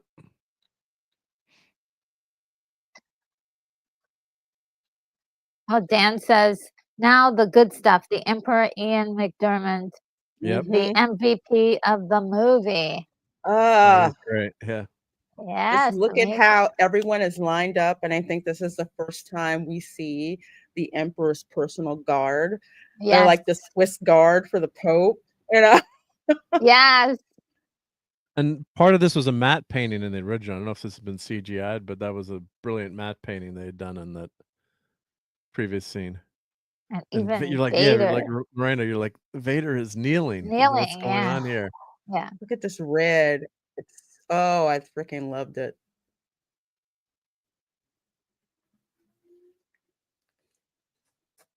Who's this little guy next to Vader? Mhm. Rise, my friend.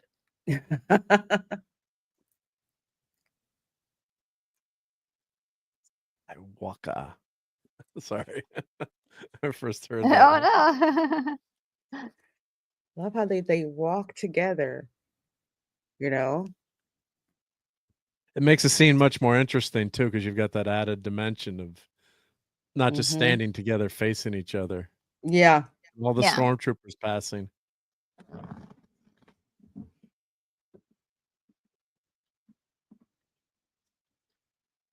as you wish. Seen it. Ian He's McDiarmid, laughing. Dad, I love how he uses his voice Yes. as both the Emperor, and Senator Palpatine. It's crazy. Yep. Oh, Yoda. And now they're making Yoda look old, even though he's 900. Mhm. I And mean, look just what 900. just 900, right? Yeah. That's all. But brilliant puppetry, just the way Mhm. he's changed his movements from the last movie. Mhm.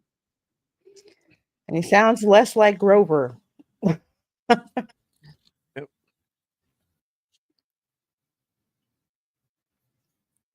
But I think that comes with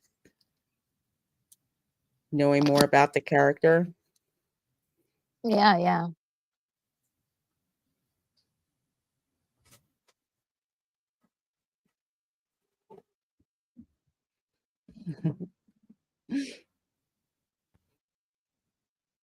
Forever sleep. Oh, dang it. That broke my I heart. know. I know. Oh, God, God, don't cry right now. Yep.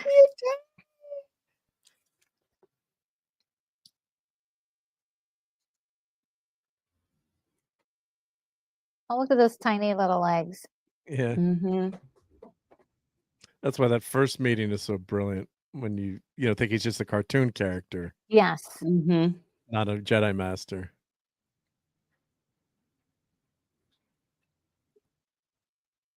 Yeah, looks like he covers him up and everything. I'm just like, Oh, so Yeah. adorable, too. he's like, "Oh, you got everything already." Like, "What? Really?" And then the eyes go. And you'd mentioned those were based on Einstein too, his eyes, yep. Yes, Mhm. yes. It's like, Oh, "Oh, not yet." I see Sherry Lee in the chat. Hi, Sherry Lee. Hey. And we have an extra person with us right now in the green room. I'll get the thumbs up that they're ready, and I'll bring them Okay. on. Let's ask that question.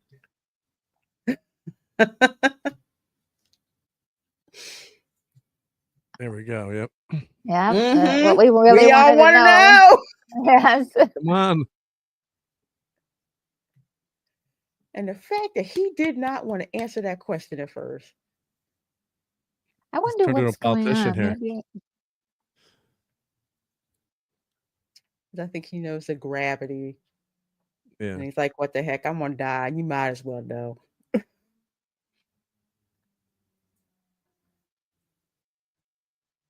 And the music, Give me the thumbs up, Douglas, so if you're when beautiful. you're ready.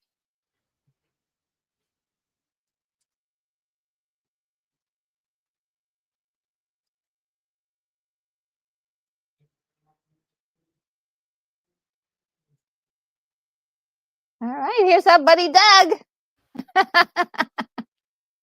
Oh, wait, we can't hear you. You're on mute, Doug. Hey, Doug. Here, What's up, here. everybody? Hello. It's a party now. Yeah, welcome. I did not know my screen could do that. Well, how about that? So we're with the Jedi Master about to kick off here, huh? Yeah. One of the saddest parts get of your the Kleenex. movie. Yeah. It's just like, you can't go. But it's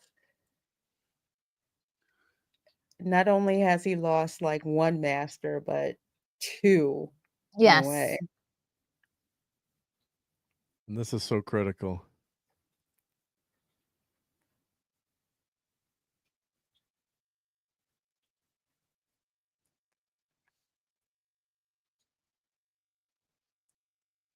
And the first time I saw this, I let that completely go over my head. I'm like, I'm just gonna take the emperor down, no problem. Right?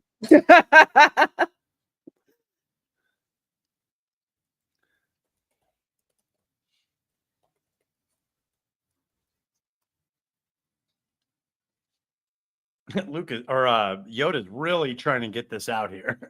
Yeah, he's on his. You really feel the impact that he's dying.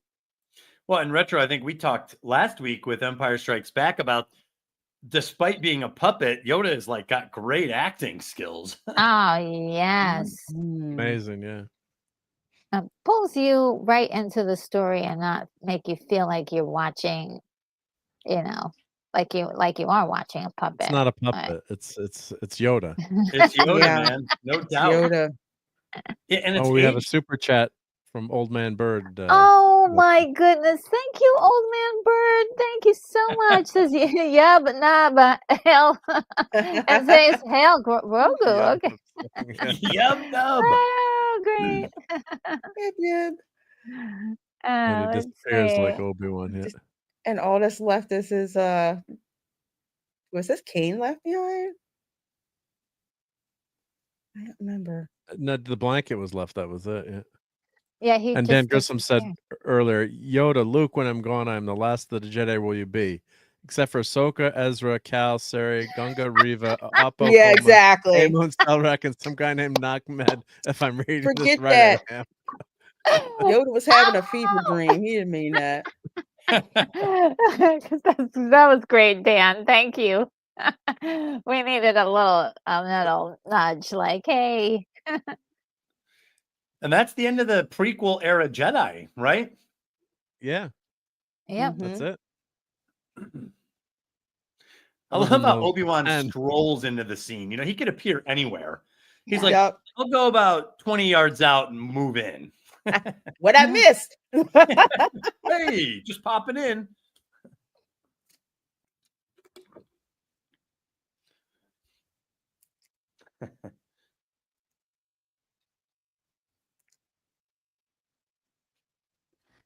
From a certain point of view.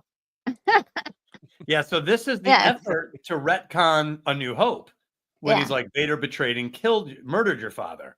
Yeah. Mhm. Yep.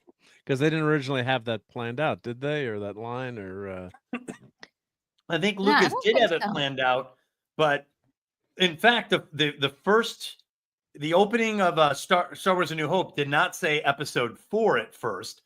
Yeah, because no, it the was studio did not know or believe whether it would be a success. So they changed it to be not Episode 4, but self-sufficient, and then they went back and they fixed it. Yeah, I remember in the movie theater. Yeah, that was just it was Star Wars: A New Hope. Yep. Yeah. No, So and then then we saw then the next one. I'm like, wait, it's at episode 5. What's going on? Wasn't the first one number 1? Like, man, I missed something. Yeah. Yeah. I'm like, I Dad, missed we 4 missed the other movies. 3 movies. Well, they had 1978, 1979. I love this scene.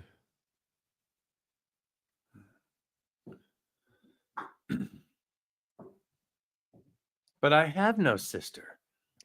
I just Oh, really I hate. They did change that, I've read, right? That Leia originally wasn't the sister, or Yeah, that was something added, but honestly, I hate that they're brother and sister because it's just so convenient. And Well, they didn't really do anything with it. yeah, no, well, until the end scene, Yeah, just a in terms of the motivation for Luke. yeah. it just Oh, felt, true. That's true. empty. It just felt a little empty. Compared well, to him one of the finding out Vader things- was his dad, the sister thing seemed kind of like, yeah, whatever. Chewie Yeah, was his it was dog. like, yeah, it just felt like a cheap trick to kind of get that same reaction. Like, oh, there's another surprise in the storyline. Mhm. Well, then we find out Don't Darth Vader built 3PO. That's what I Yeah, was just gonna say. Yep. If you watch Robot Chicken, they'd have a great clip, Star Wars clip on that. You're telling me. See, and here's Lando. I was talking about in Empire Strikes Back. His character arc has moved from city administrator to like general of the Rebel Alliance. yeah. And we see him kind of in this new element here, and he's freaking great. And he deserved a major role in the sequel trilogy, not a I think so Boston too. cameo. Yeah. You just, as everything seemed like they did in this movie, like, was completely undone. Yeah.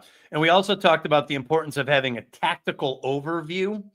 And we're getting that here, where you let them know what the situation is, what physically the battle space is going to look like, what the objectives are, and you walk the audience through it. And that's so important because it gives the action meaning at every level. Mhm.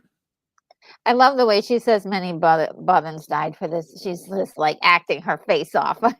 She's like, you get the sense that maybe a personal friend or family member died in that effort. Well, I'm waiting for Lucasfilm Disney to be like, where she ends up changing, like, Cassian Andor and his team died to bring us this information. Oh no, God, don't do that. Yeah. But I mean, that If one you- line sets up that move, that movie, and then the Mhm.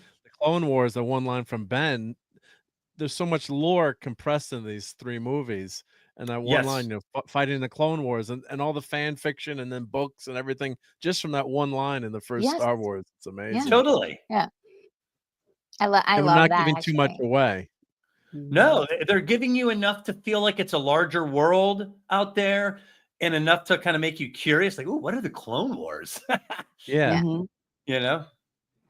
And if you read the comics, which I went back and read after Return of the Jedi came out, there's a whole arc where they follow what happens with getting that information from the Bothans and just how they were pretty much annihilated Oh, wow. Really? for that. Yes, like you saw, like how, Ooh. I mean, you see it in Mon Mothma's face when she talked Yes. about many Bothans died to Yeah. send you to get this information to you. It was catastrophic what Really? happened, but they Yeah. believed in the rebellion so much that they were all willing to die to get this Well, information to them. And what sucks Really is cool. it was leaked information. It was intentionally leaked out to get to the rebels. Yes. Well, But they didn't they want to make still it won. too easy, because if you make it too easy, then it's like, oh, obvious that it's they wanted them Mhm. to get that And that's a information. matte painting right there. Yeah. It's so gorgeous. It's funny. They just had General Madine on there. He's like, it disguised as an Imperial shuttle. General Madine was the last Star Wars action figure from my collection. Took me Oh, yeah? forever to find him. So every time I see him in the movie, I'm like, you, sir. I got you. Yeah, I got you.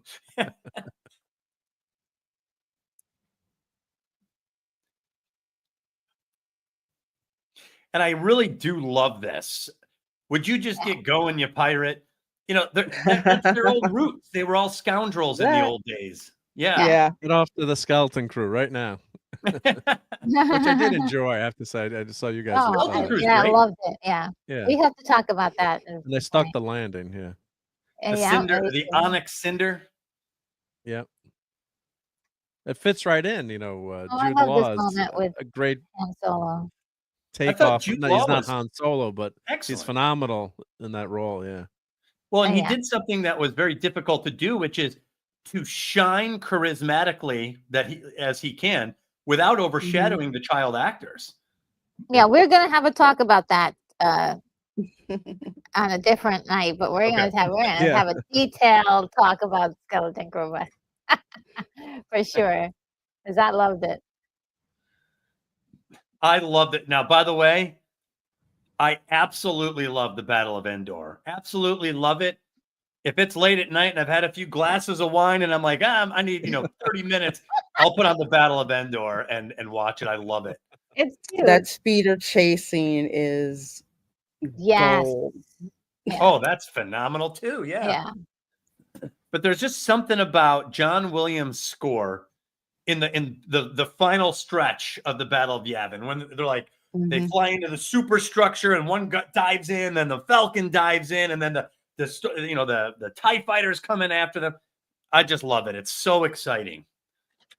Now, some people didn't like Return of the Jedi that much. They thought the Ewoks were a little childish and all that.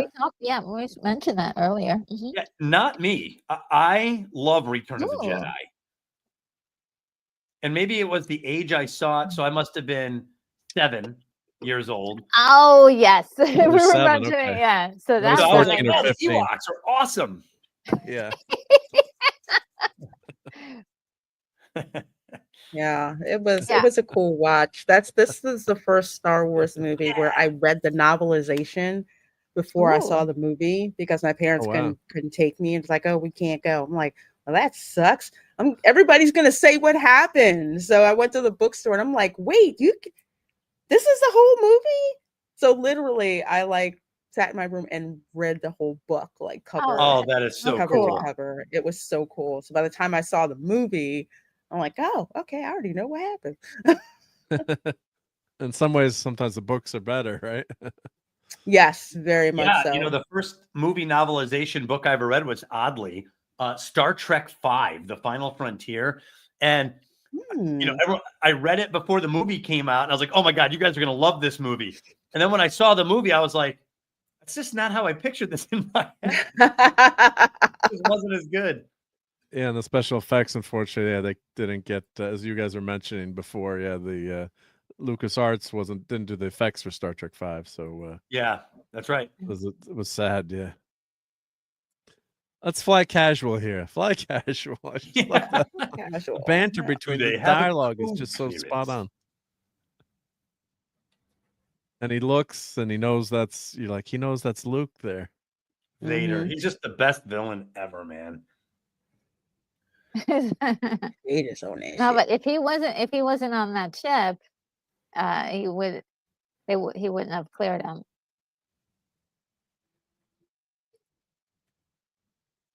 No, Okay. they would have cleared him because he goes, it's an older code, but I was about to clear them. The difference Oh is yeah. That now Vader is like, I know who's I on felt that the ship. presence. Yeah. Yep. And Luke is right. He's like, I'm endangering the mission. I shouldn't have come. Yeah. Yep. This Vader No can sense problem. him because the Emperor did say he will come to you. I love how clueless Han is. See, no problem.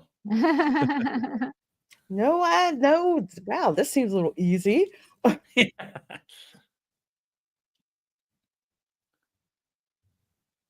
God, classic Vader looking out at a giant star field.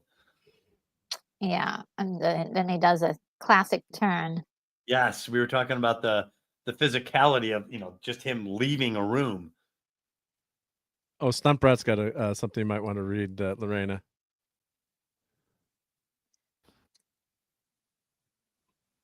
So my good friend and great stuntman Mike Cassidy was stunt coordinator on Ewok Adventures. He hired me on Honey, I Shrunk the Kid and the film Beverly Hillbillies. That's Stunt Brat. Wow. I love the Beverly Hillbillies remake. I don't care. I watched the black and white with my grandfather like all the time. So when they came out with the movie, I freaking love the Beverly Hillbillies movie. Oh, so cool. And I just wanted to say hi to Sean Ennis. So good to see you. Says zipping in to say hello. And to say hello to Reginald and the rest of the panel and chat. So good to see you. Have a great day.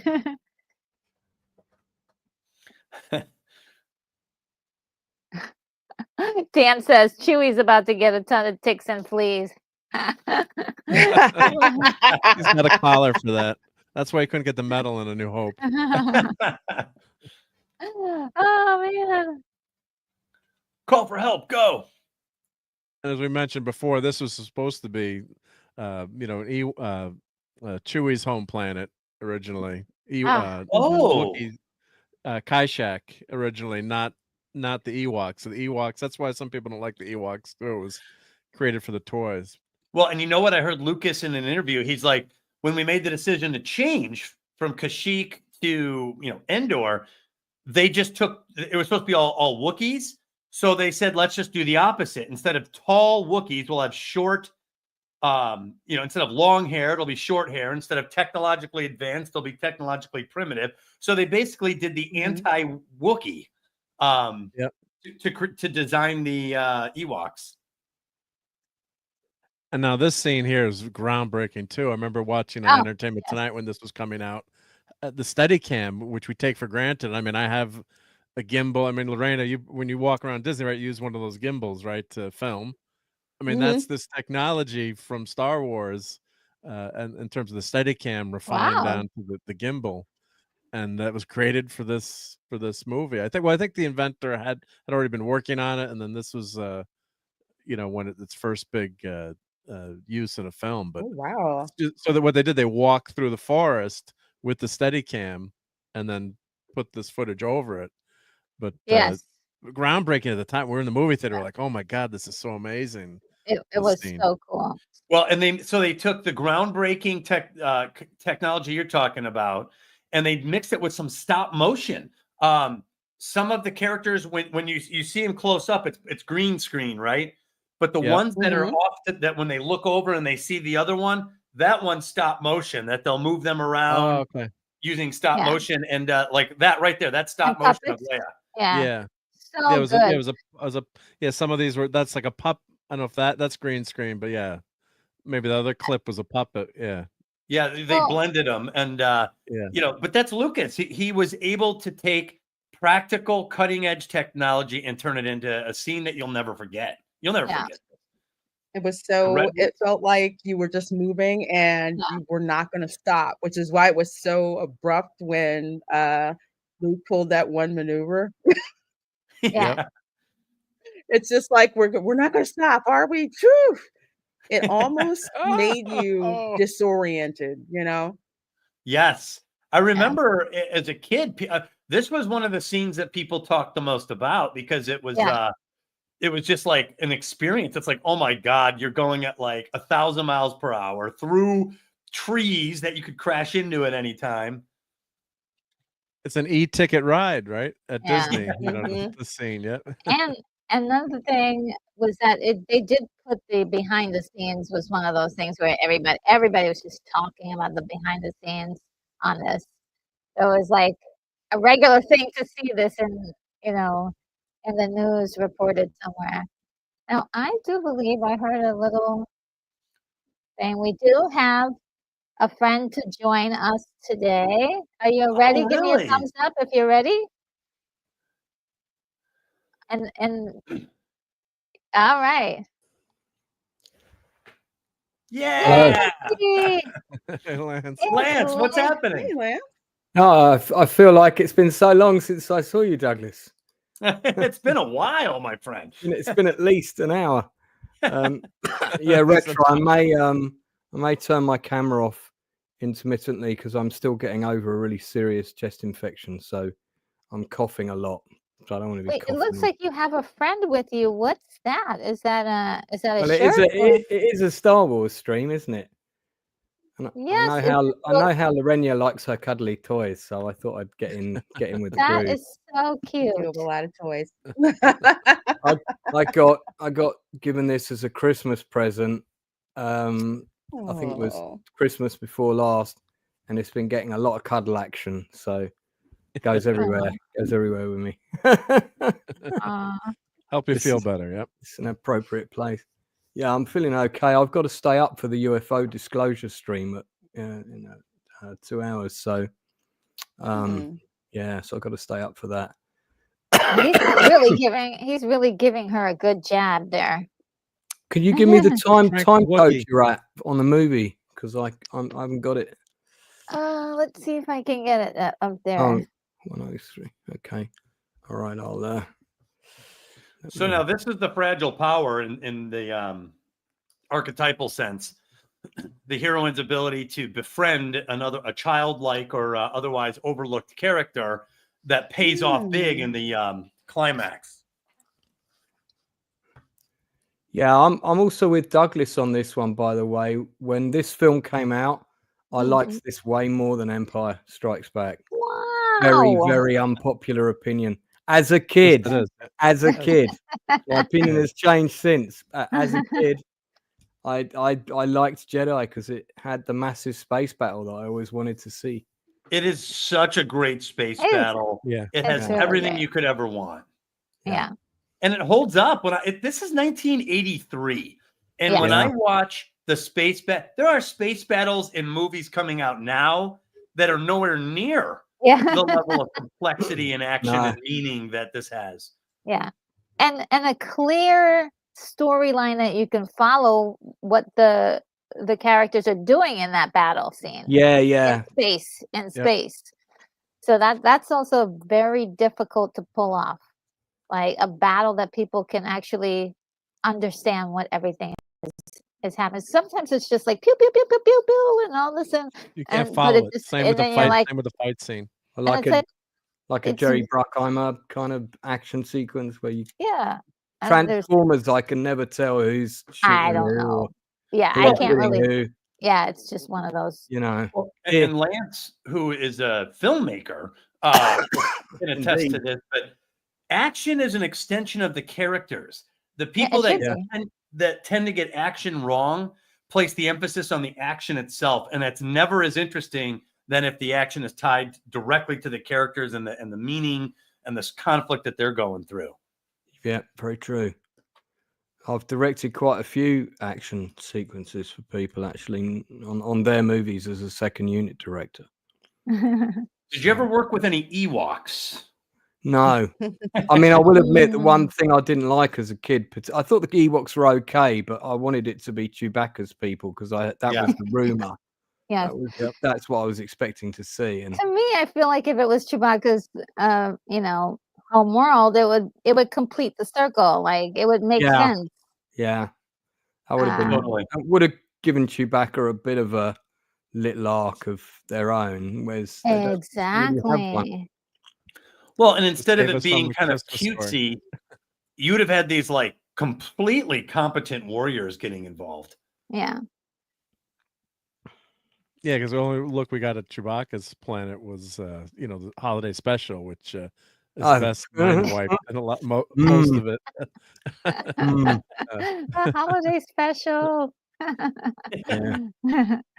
so sure Hey, about when there was no Star Wars stuff coming out and the Star Wars special was around, you were like, yeah, okay, I'll take it. I was like, yeah, you wanted to watch anything Star Wars related. I remember that coming on, and I was like, what is this? It's like, wow, this is weird. So disappointing. It's like a game show type format, They were trying to prep us for Disney Star Wars. But one thing about especially that latter part of the 70s, they were trying to incorporate Star Wars in like every show that came out because it was popular. So to me, it wasn't so weird to see the special because it wasn't. I was like, oh yeah, another derivative. We had a ton of variety shows back in the 70s, right? With And they and specials that were just like a variety show special. Yep. Oh, and Gary mentions in the chat, David Lynch was offered the chance to direct, but turned it down once he saw the Ewoks. Really? I don't know if you guys have heard that. I haven't heard that before. But hi, Gary. How are you? David Lynch, rest in peace, sir. Oh yes, yes, rest in peace.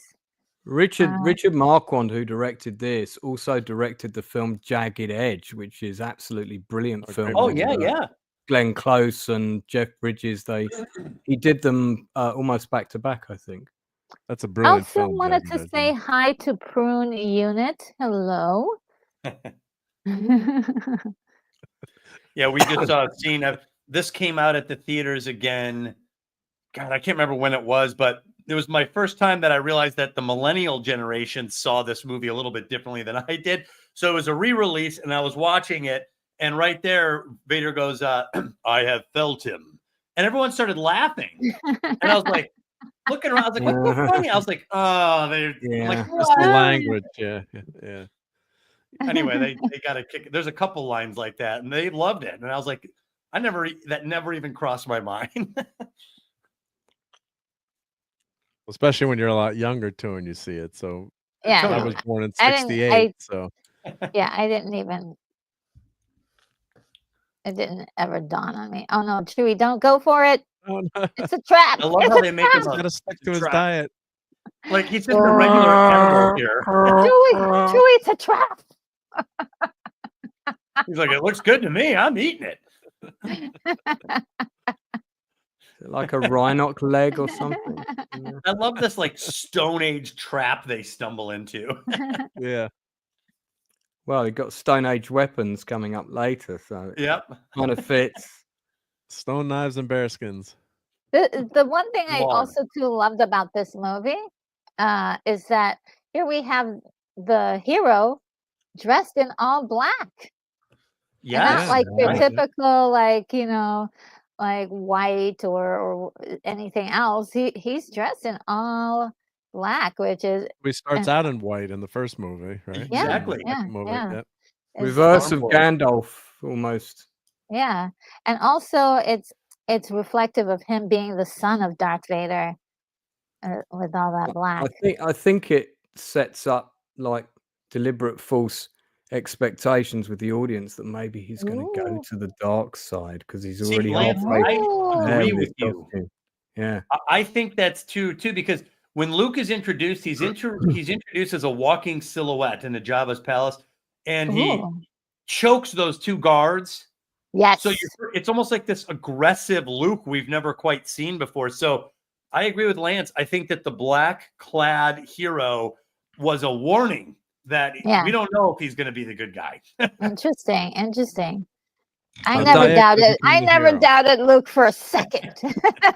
Yeah, but maybe Leia would have become the hero then, right? You know, Yeah. if Luke goes bad, Well- then Leia would save everyone.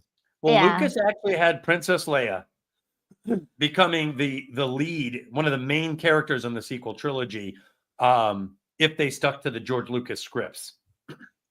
Have those ever been released or any Yes. formal notes? Yeah, I'd love to know what Darth those- I've Maul heard was going to rumors. be the main bad guy with an apprentice. Leia was supposed to be the chosen one, and it was supposed to. She was very central to the sequel trilogy. And I've heard people say, criticize that too, and maybe it's good or bad, but it would have been better than what we got. I Yeah. could say that. We got a disaster, so yeah. Don't forget the movie was called Revenge of the Jedi originally. Yep. And they changed it Yes. at the last minute. So I've actually got a patch Yes. somewhere.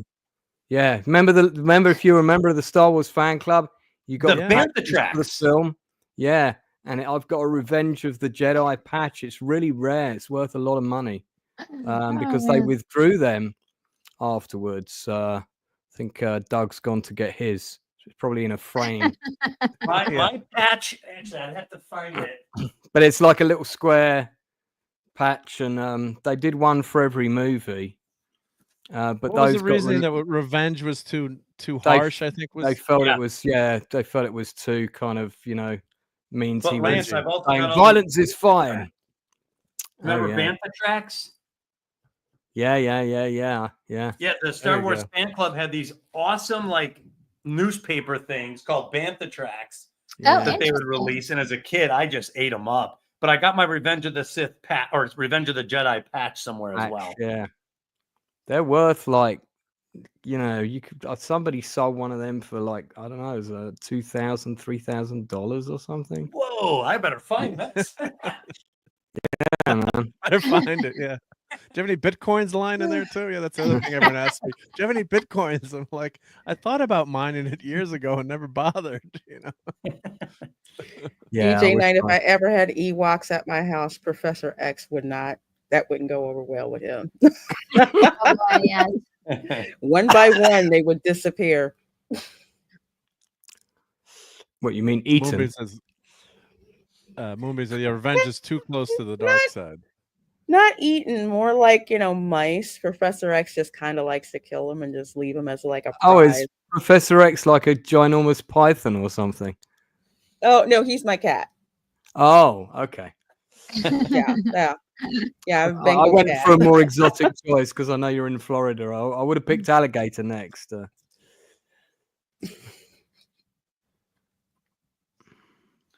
Well, yeah, with a new hairstyle, so we can buy And the they got action clothes figure. that fit her and everything. Mhm. Yeah, Yeah, very just handy. so we can buy the action figure. I Those- liked her with her hair down like this. Those Oh, clothes were left over by the last people they ate. Exactly. Yeah. They didn't have the gold god to protect them. Yeah.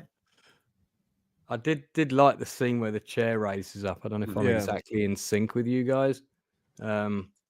And the C-3PO is still going, Master Luke, I really don't know what to do. You shouldn't do it. He's kind of having like a fit. Yeah. I got a kick out of these Ewoks like humming and singing a little folksy song as they're getting ready to torch these guys. No. No. Yeah. This version hasn't got Yub Nub in it, has it? They cut They that out. I replaced think it. this one does, yeah. Yeah. Oh, no. In the special edition. Yeah, they've just. I mean, the music at the end is really good, but I was kind of like, yeah, I kind of didn't like the Ewok song when I was a kid, and now they cut it out. I kind of miss it, so I guess that's nostalgia for you.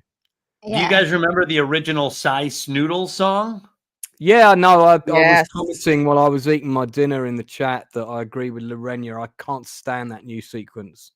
It's awful. The only thing I like is Boba Fett hitting on that alien chick. Yeah, I mean, Yeah, there's some, I love that. I love that. there's some good moment. little It's just- shots. There's some good little Yeah. shots. You know what they could have done is they could have just cut the 3 backing singers into the original shots if they wanted to add something Oh. new, but that's really yeah, it sucks. And Lucas just couldn't leave well enough alone. He just had to, go overboard and just. Yeah, out of that's all the things you could change, why waste your time on that?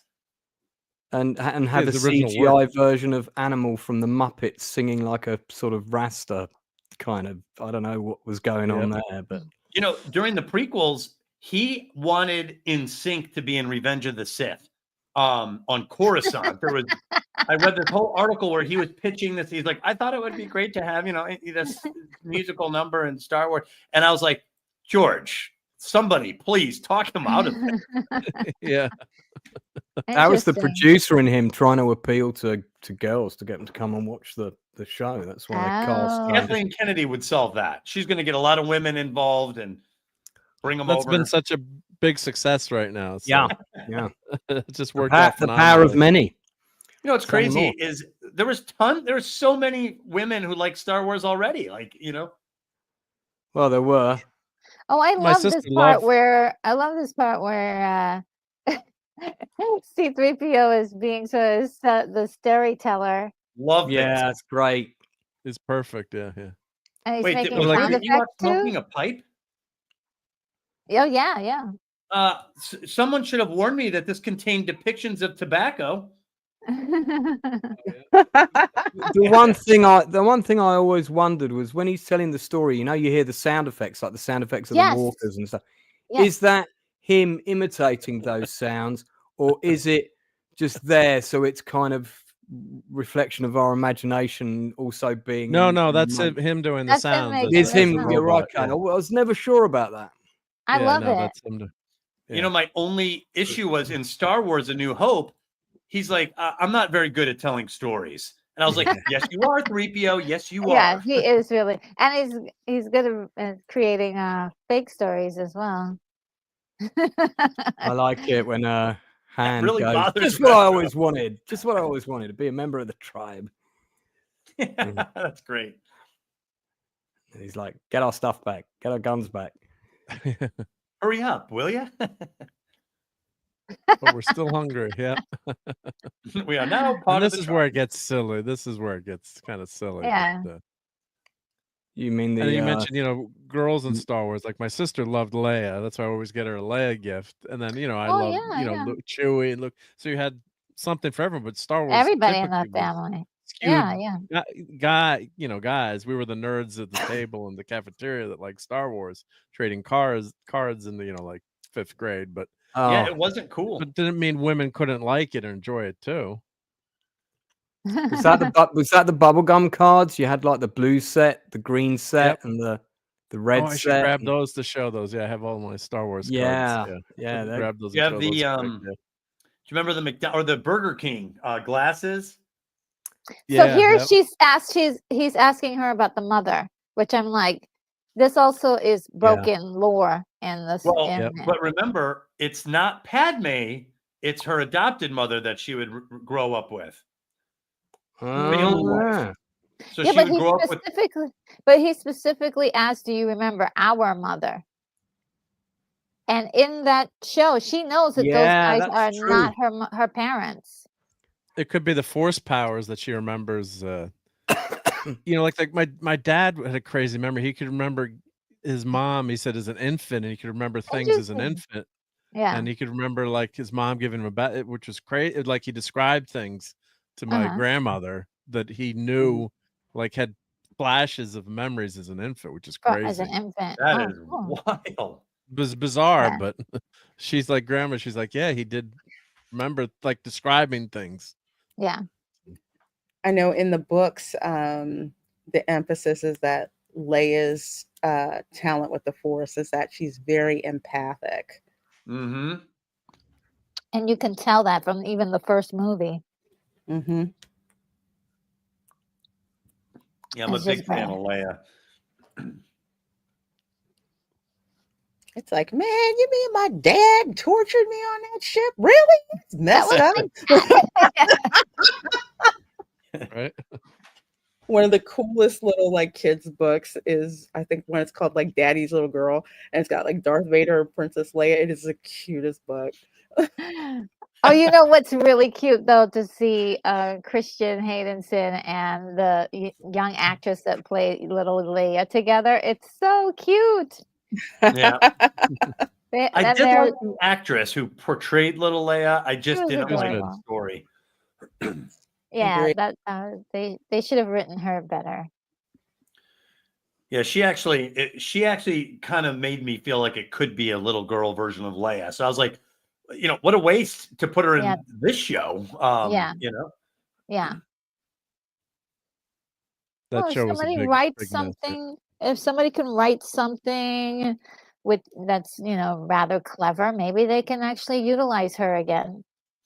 Well, you've heard my theory. I feel like if Disney wanted to have a heroine-centric story, go back and tell Leia's involved, how she got into the rebellion. Yeah, exactly. Tell that story, because we pick up with her to open A New Hope, already fleeing the Empire. A lot had to happen before that moment. Especially with her father being Bail Organa, and he had funded the rebellion from the start. So all of that history for her to, take the mantle off of that would have been a great story. That would have been great. Right? That is a potential area that they can really work, but they can't write it and with the way that they've been doing things recently. I don't know how to write right now. Yeah, they have to really take their time with this one. Well, and I also I really like Jimmy Smits as Bail Organa. I thought I did too. Yeah, I thought he was one of the good things about the prequels, actually. Totally. Yeah. He was fantastic. He had a great presence to him, and I was like, he was one of the few actors where I was like, that's Bail Organa. Like, it's done. Moving like it's cemented immediately for me. Like they just nailed it. This scene right here is so brilliant in terms of Han coming back, and then they don't. The scene is not compressed too much. It's got the right pacing, and it's just now we find out, and then you get that slow reveal when you're in the audience. You're like, Luke's the that trying to tell Han, and then it's just such a touching scene where he's Yeah. a scoundrel, but that's why you that relationship's work there, because he's in his heart he's not a scoundrel, right? That's his No. outward Yeah. appearance. You're showing growth in the Yeah. Han Solo character Mhm. arc. And he Yeah. comes back, he apologizes. I was always upset that that's the only other time I got to see an AT-AT. Oh yes, the AT-ATs. Yeah. We got the baby AT-ATs. What are they called? The ATST. ATSTs. ATST. not as impressive, but cute. No, I mean, yeah, they're how- kind of like they need them there Oh, yeah. because of the terrain, because there's Yes. like the trees awesome. and it's Yeah. more compressed, but it's nowhere near that ominous when you first see the AT-AT. So the Yes. ATSTs, they're cute to see. Yeah. they're like the they have a- Velociraptor and the AT-AT's the T-Rex. Yes, Yeah. that's So true. exactly it. Yeah. There you go. I've been trying to find a picture of my Super Star Destroyer for you guys that's like good quality, but the best one is eluding my detection currently.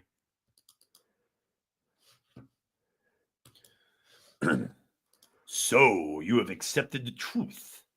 Yeah. I love how he gives him a little what for about saying the word ant. We don't say the A word around here. Yeah. Oh, James Earl Jones, I can't believe he's gone. Oh man. Oh, such a Yeah, and and people forget too. Like I loved him as Thulsa Doom in Conan. Yeah. Yeah, Please, yeah. yes. But I guess he didn't quite have the right physique for a Vader suit. I'm guessing.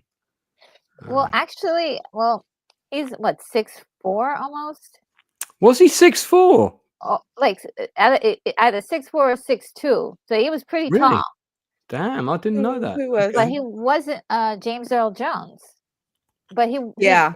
in his younger days, he definitely could have fit that suit. Oh but, yeah, you yeah. know, No, he's he just was old. pretty. It was pretty ripped when he was younger. I've seen some of Yeah. his really early Well, I will work. say though, David Prowse added something that I don't think just any large male actor could add, which is a genuine physicality. Yes. Yeah. Agreed. As a Which is- bodybuilder.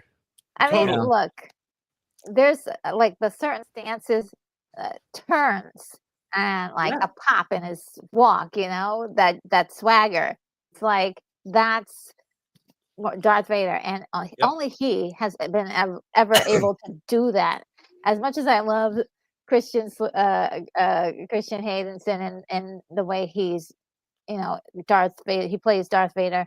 I definitely think that David Prowse like nailed it in this most Yeah. intimidating way too. He just knows, even just the head turns, everything about his movement is just so powerful. Yeah, little Yeah. things too. Like I remember, I forgot where he's like good, and he just lifts his chin a little bit. I'm like, man, this guy is like everything about him. You just know not to tangle with this dude. Yeah. Yeah, because Yeah. he's all covered up. So how do you act? It's the same thing as C-3PO, R2-D2. They're Mhm. characters that are brought to life because of the people behind those in those suits, or but you and Chewbacca even, well, it's Yeah. a little bit easier for him to emote, but with Vader, all those motions, the people are mentioning it in the chat too, just how good David Prowse was. It's a while Yes. back. I can't remember who it Mhm. was. Maybe it was Dan. Dan Oh, there he is. Yeah, mentions great that, body yes, language was by a David. Yeah, yeah. yeah. Yeah, in fact, yeah. I'm with Retro in that I have grown to really appreciate Hayden Christensen. I've really grown to appreciate him. It's really I good. did not like his portrayal at first when the movies came out, and the main reason was that he just did not have that physicality that I expected from a Darth Vader. I didn't mind it when it was Jake Lloyd. He's a kid, but as you're moving into the Clone Wars, I wanted to see. I wanted to to watch. see more too. I wanted to watch someone walk down the hall or turn to leave a room, and I'm like, "There's Vader. That's him." And I Yeah. never felt that with Hayden Christensen. That aside, now I can look at his performance as standalone. This is him as Anakin. This is different, and Yeah. I've really appreciated it. Well, yeah, I mean, as far as like someone filling in the suit, he's learned a lot since just that, those prequels, because seeing him in Ahsoka in that one scene, Yes. oh, just like amazing work. He was I'm great like, there was "Ooh." one episode in Ahsoka that I absolutely loved. Yes, me too. That was the one that he was in, and just the way his presence, the way he carried himself, the pop in the walk, and he figured out that stride that he needed to have Yeah. to feel like Vader, and so he's, you know, if And he he's could so do that great for with his the role. lightsaber too. I mean, you look back on Oh, the lightsaber fights, what's happened, like in the fights in Ahsoka versus the prequels. I mean, they're just so brilliant, and he yeah. I is just think so great. they could do a Clone Wars film or show with Hayden Christensen and Tamara Morrison as Rex, Yeah, and Rosario Dawson as Ahsoka. Dude, you could do something there. yeah. Yeah, Yeah. As long as But you the got a Well, good choreography script. is they so are much better doing in these stuff old movies. with Ariana Greenblatt is Right. She was the great as the little girl. Ahsoka. Yeah, they're doing something with her. I'm not sure exactly what the project Okay. is, but they are Okay, doing something that's with her. reassuring because I thought she was excellent as young She was Ahsoka. great. Yeah.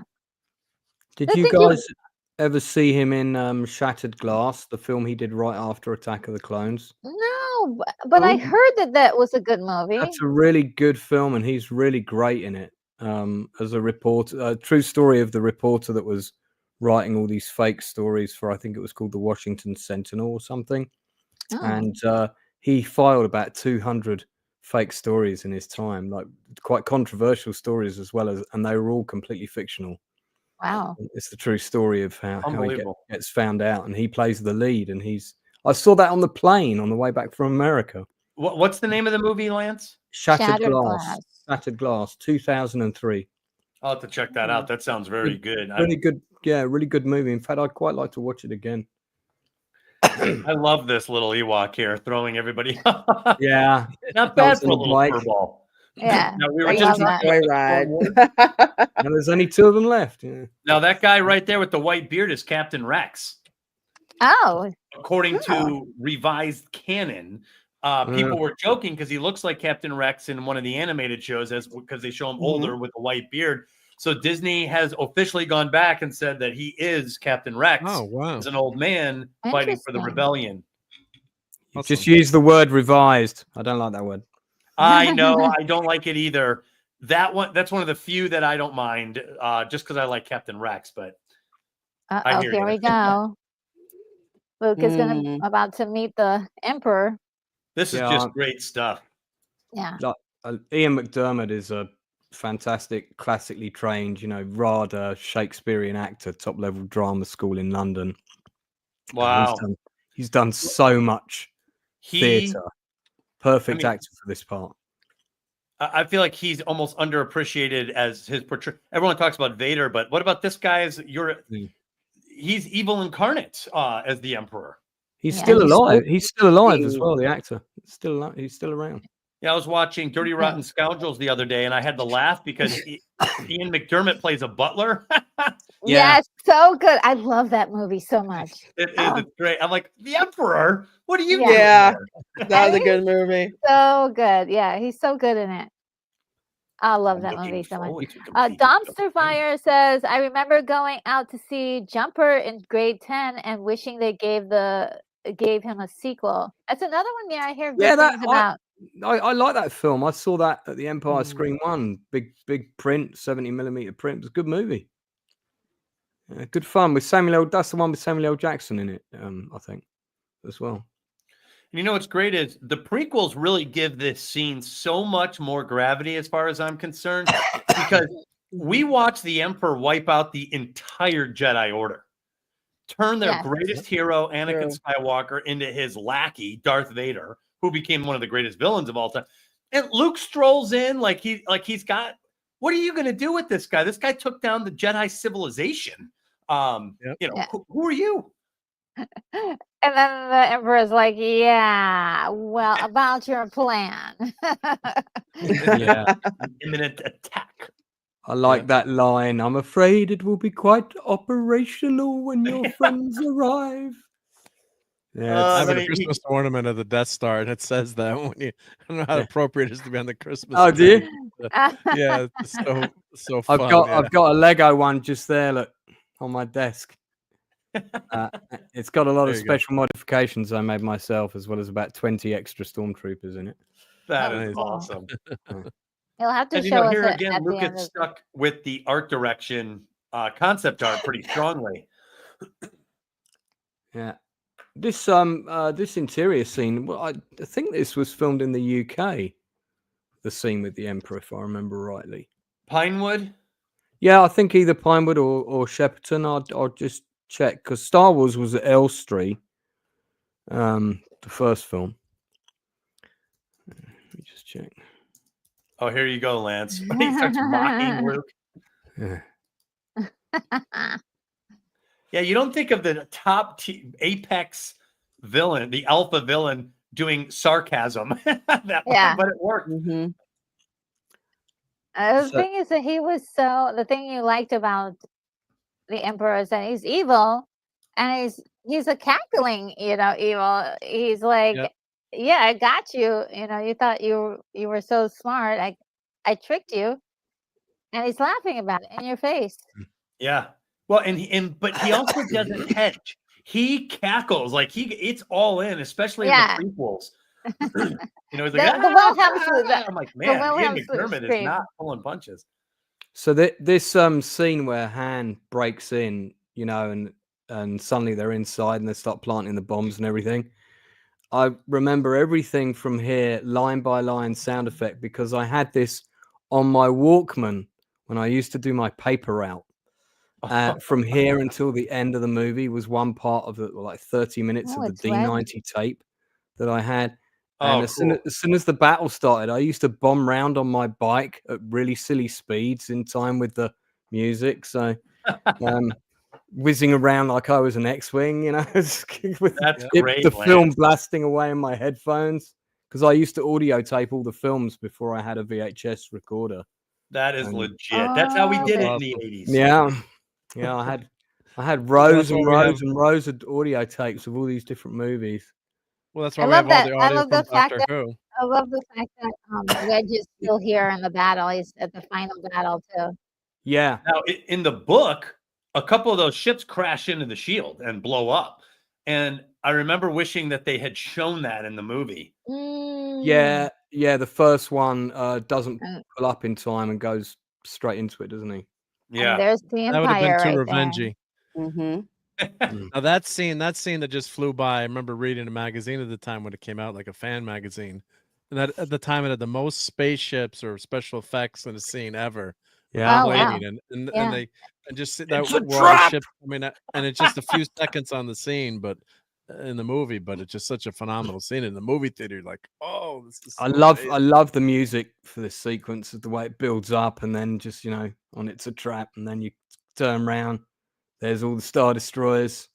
All It's just crafts blew perfect. up. Yeah. What are all those Star Destroyers doing? What they should have done, and I'm not really trying to be nitpicky because I love Return of the Jedi. They should have shown the Star Destroyers coming out of hyperspace. Oh yeah, Mm. yeah. At that moment, because Oh, they just just were like kind of right there in behind the them. distance. I always Yeah. thought they were kind of like hidden behind the planet, somehow. Oh, well, that would have worked. Yeah. They were anyway. It's not that big of a deal. It doesn't really ruin anything. But I always secretly wish that I saw them come out of hyperspace, like behind them, because now you are in trouble. Yeah. And this is like Luke's weakest comeback. No, it is your destiny. The Emperor's got the upper hand. Mm. The rebels are in trouble.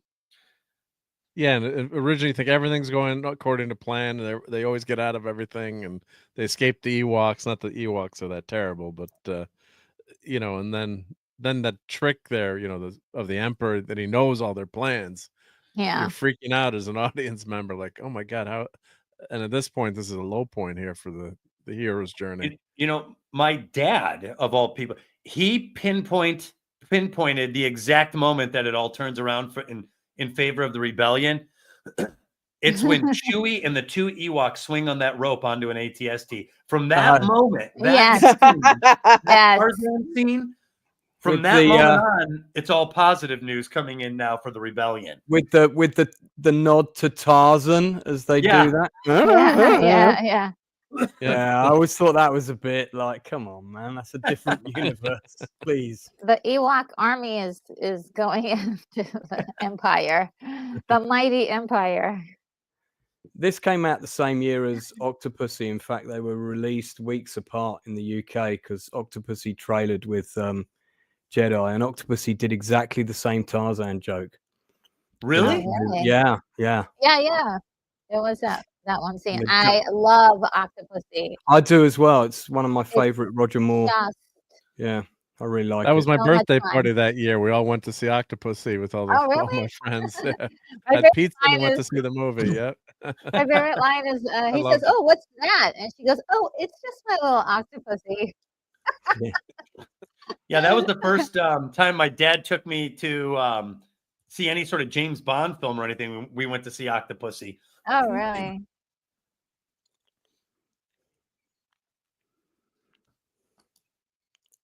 The Ewoks with their low tech. Yeah, Correct. anti-technology Yeah. or primal weapons. You know, And we I got really appreciate. stormtroopers just throwing them around. Yeah. Yeah. Oh no. This is the Oh, the only glider Ewok I gets- think we see officially die, right? Yeah. No, Yeah. well, isn't there another one You don't see them really. Well, there's Oh, one that actually. there's one that gets trodden on as well, which I mean, that would kill it, I think. Okay. Yeah, so I suppose you could argue visually we see two, but one death is confirmed by a Okay. relative. The other is Garrus suspected dead. Yeah. Gary says Tom Cruise Woo! plays one of the Ewoks. What's that? Gary Tom says Cruise. Tom Cruise plays one of the Ewoks. But he had to wear Oh, lifts. yeah. Had to wear lifts for that to work. That was so funny, Gary.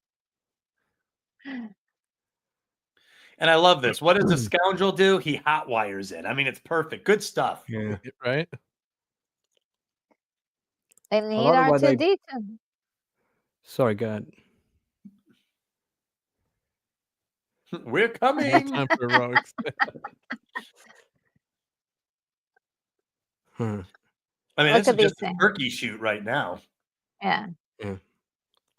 And then that thing turns around and just whacks them out. Oh, Yeah. He's like, oh, to the left. Or to the right, I guess. they're using sticks and stones. Yeah. And bowlers, Yeah, bolas. They brought a bola. which to one a of them doesn't use Death too Star effectively. battle. I love it. Wedge. It's a fun battle, but with the Ewok part, but it is. I can see where people, complain Yeah. about it. Yeah. I As don't a mind kid, it. I But loved again, I it's probably the year I saw it, but this space battle is as good as it freaking gets. Oh, this is Yeah, great. yeah. That's great. Yeah. They're headed for Oh, the no. medical frigate. And Like- it's a different kind of Yeah. intensity than the first battle that they had, right? Because the first battle was a Yeah. couple of small guys trying to get to the shield or trying to take out the shield, and this time there's is a totally Well, different a couple thing. things. In the first battle, you had a handful of rebels doing a quote surprise attack, and for the first half of the battle, they are unopposed. There are just turbo lasers shooting at them. The second half of the battle, you've got TIE fighters coming in, so you only had the dogfighting for half the fight, and then on top of that, in the last third, Vader comes in and pretty much knocks them all out. Like, so annihilates this- everybody. They are fighting the Imperial fleet. This like, is a right real off the battle. bat. Yeah. Yeah. I built that really big Rebel starship as well. Had with the one with the really wide wings. So Wow. Oh we yeah, had- it blows up, right? one of them gets blown up, but I think the one with the wide Oh, wings. it's operational, Yeah. guys. Da-da-da-da. Boom. Surprise! That's surprise, the son surprise. of actor Stanley Baxter, who's manning who orders the weapon to fire. Oh, really? Yeah, who was also in the Wild Geese. And he said that when he did this movie, he said it paid for him to buy a flat in London outright. Wow. Just for that small role. So Hey, he's you part know, of history. must have been a pretty nice paycheck. Now, when I watch this as an adult, I really am like, when I really try to break down the tactical decisions that are being made by the rebellion, Admiral Akbar is like, all craft prepare to retreat. So Yes. he's going to call this off. Admiral Akbar Yeah. is going to leave him on the planet's surface. You know, And this they're is gonna over. This is die. a bust. And Lando says, nope, we got to risk the entire rebel fleet now or Yeah. never. So Lando belays the order from Admiral Akbar. Admiral Akbar agrees, and Lando's strategy is to get so close to the Imperial Star Destroyers that the Death Star can't pick you off so easily because they're so close to the. And I'm like, man, you are risking the entire rebellion with that single order. Yeah. And it was the right call. And It was the right call. When you think about it from a military standpoint, it's an awful lot to risk. And But then this to is get it right. this is their final battle, no matter what, because no matter where they settle down on, as soon as they find out what planet they're on, the Death Star will destroy it. Right, but Akbar was looking at it like, we have no Save defense yourself against now. this. Yeah, We're yes. done. Yeah, save yourself now, and then retreat and recover, and then fight again. And Lando was the one that says, nope, we are committed in a battle to the death. And that's Yeah, actually right a now. huge thing. Yeah. Ooh, it's brutal. Yeah.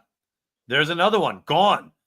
So here's Lando's strategy. Get up against these these are Star Destroyers. These will shred you to pieces. He's like, but we might buy enough time. Yeah. I think I might be slightly ahead of you. My Ewoks just died.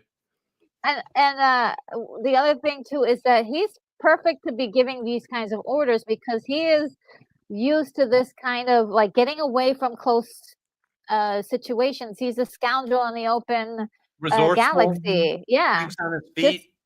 Just like Han is. They think on their feet and they're like, okay, no, you've gotta do this hard and dirty, you know. But Admiral Akbar could have said no.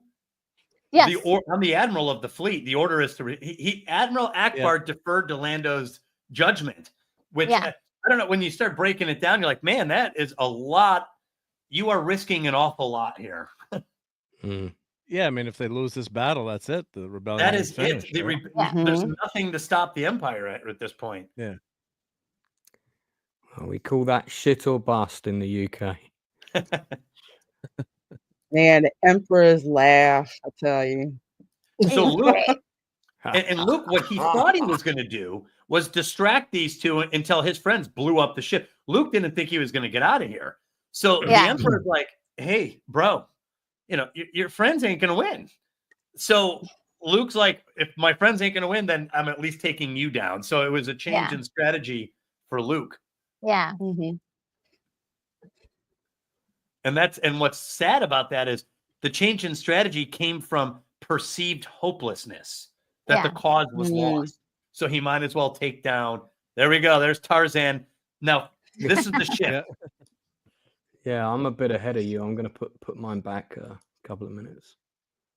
That's right. Chewie is up there. I love Chewie. As a kid, you have the toys. You could recreate the scene. Yeah, so Chewie. 100%. Oh, cool.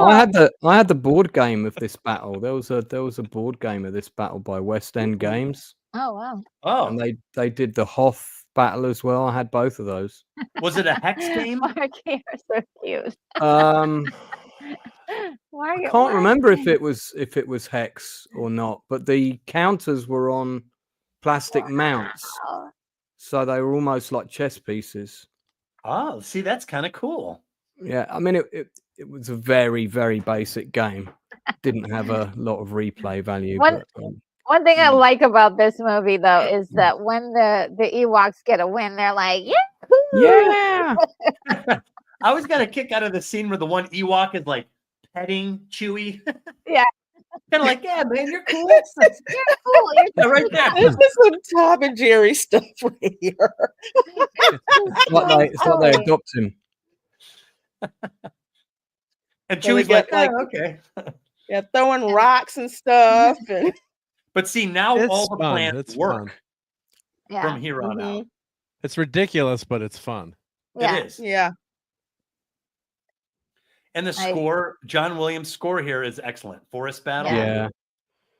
Yeah, I It's love uplift this. now. It's uplifting, and It is. Oh, they are just smashing them. Using Yeah, all logs their and ideas are working. This was my favorite, and I think from an animation or stop motion position, this must have been the hardest one. Oh yeah. To get that wobble like that. Yeah. We need R2 back on the job. Han. Leia, what were you looking at? Pay attention. The moment of trust between them, right? Yep. Yeah, it's a nice moment, that. Look at that shot. Leia's got like perfect aim. I love it. A rebel to the end, Leia.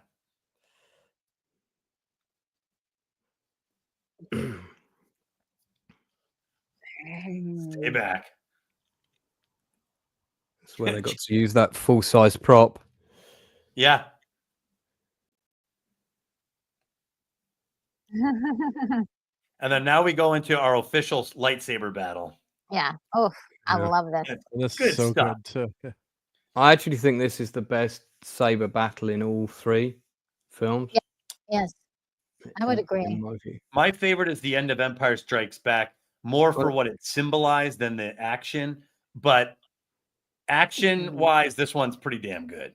Oh, this is good, Yeah. especially when Luke goes off. He's like, his moves When he are mentions just his incredible. sister, right? Yeah. That's all. Yeah, That sister tying to Leia, and having a sister too. That resonated with me too. When anyone, like one of the few fights I got into, was someone was harassing my sister, and I just lost it, and the person went to hit my sister or do something to my sister, and I'm considered like a super nice guy, and yeah, it was back in in school. And teachers were like, "What happened?" I'm like, "Well, the guy wanted to hurt my sister." So Yeah, me and a buddy, my sister, we were all at a party, one of the few parties that I was at with my sister, and some guy was on. They were out in the front lawn, and somehow he got on top of her like they were fighting. Me and my buddy ran up there, and we put him in an ambulance. Oh heck no! Yeah, he was physically fighting with my sister. I mean, we destroyed the guy, but what were you thinking? Yeah, no. And so, Retro, this goes back to some of the stuff we were talking about. Mm-hmm. It's not just lightsabers. That's the superficial outside shiny exterior. The lightsaber battles that are really good have a lot of dialogue in them. Yes, I love it. There's a lot of tension, and you've got cutting to the Emperor now, the music with the score, and you're like, what's going on? What's going to happen? You have no idea, and you think maybe Luke will go bad at some point, maybe he'll give up, or is he going to die? And then what happens? Yeah, and it's a back and forth between these two scenes and this brilliant space battle. The special effects are so phenomenal, and you can follow what's happening. Oh, it's so good. It's just, I'll point out my most exciting. I get a thrill, like a 5-year-old boy thrill to this day when this one scene comes up. Yeah. It's about to come up. It's right when the shield comes down and Lando goes, gold group, red group, I told you they'd do it. And then there's a cut, and then all the ships are like roaring through right up close to the Death Star. Yeah. And it's right before they go into the superstructure. I just love it. It's just so perfect. It's really great. And you know what? At this point, the ground team doesn't even know what's happening up in the skies. So that's right. You have to trust. They're just going for it. And hail to the Drunk Review. I'm stopping by to say hi. Oh, awesome. Hi, the Drunk Review. How are you? I haven't started drinking yet. It's still early. Everybody for being here. This is so much fun. Give yourself to the dark side. And you're thinking with the look on Hamill's face there, maybe he is going to go to his eyes. You're like, he's like the acting in his eyes. He might go to the dark side. It might be the only place he can go, He feels. Right, because if I understand this right, Luke if I understand this right, Luke has committed himself to a lightsaber battle, only because he thinks the rebels have failed. Yes. So if you think the rebels have failed, then you might as well join the dark side, is what Vader's saying. Right. He's Yeah. like, but if you don't, no big deal. We'll just go after Leia instead. Mm-hmm. And that's when Luke is like, whoops, you just tripped my wire.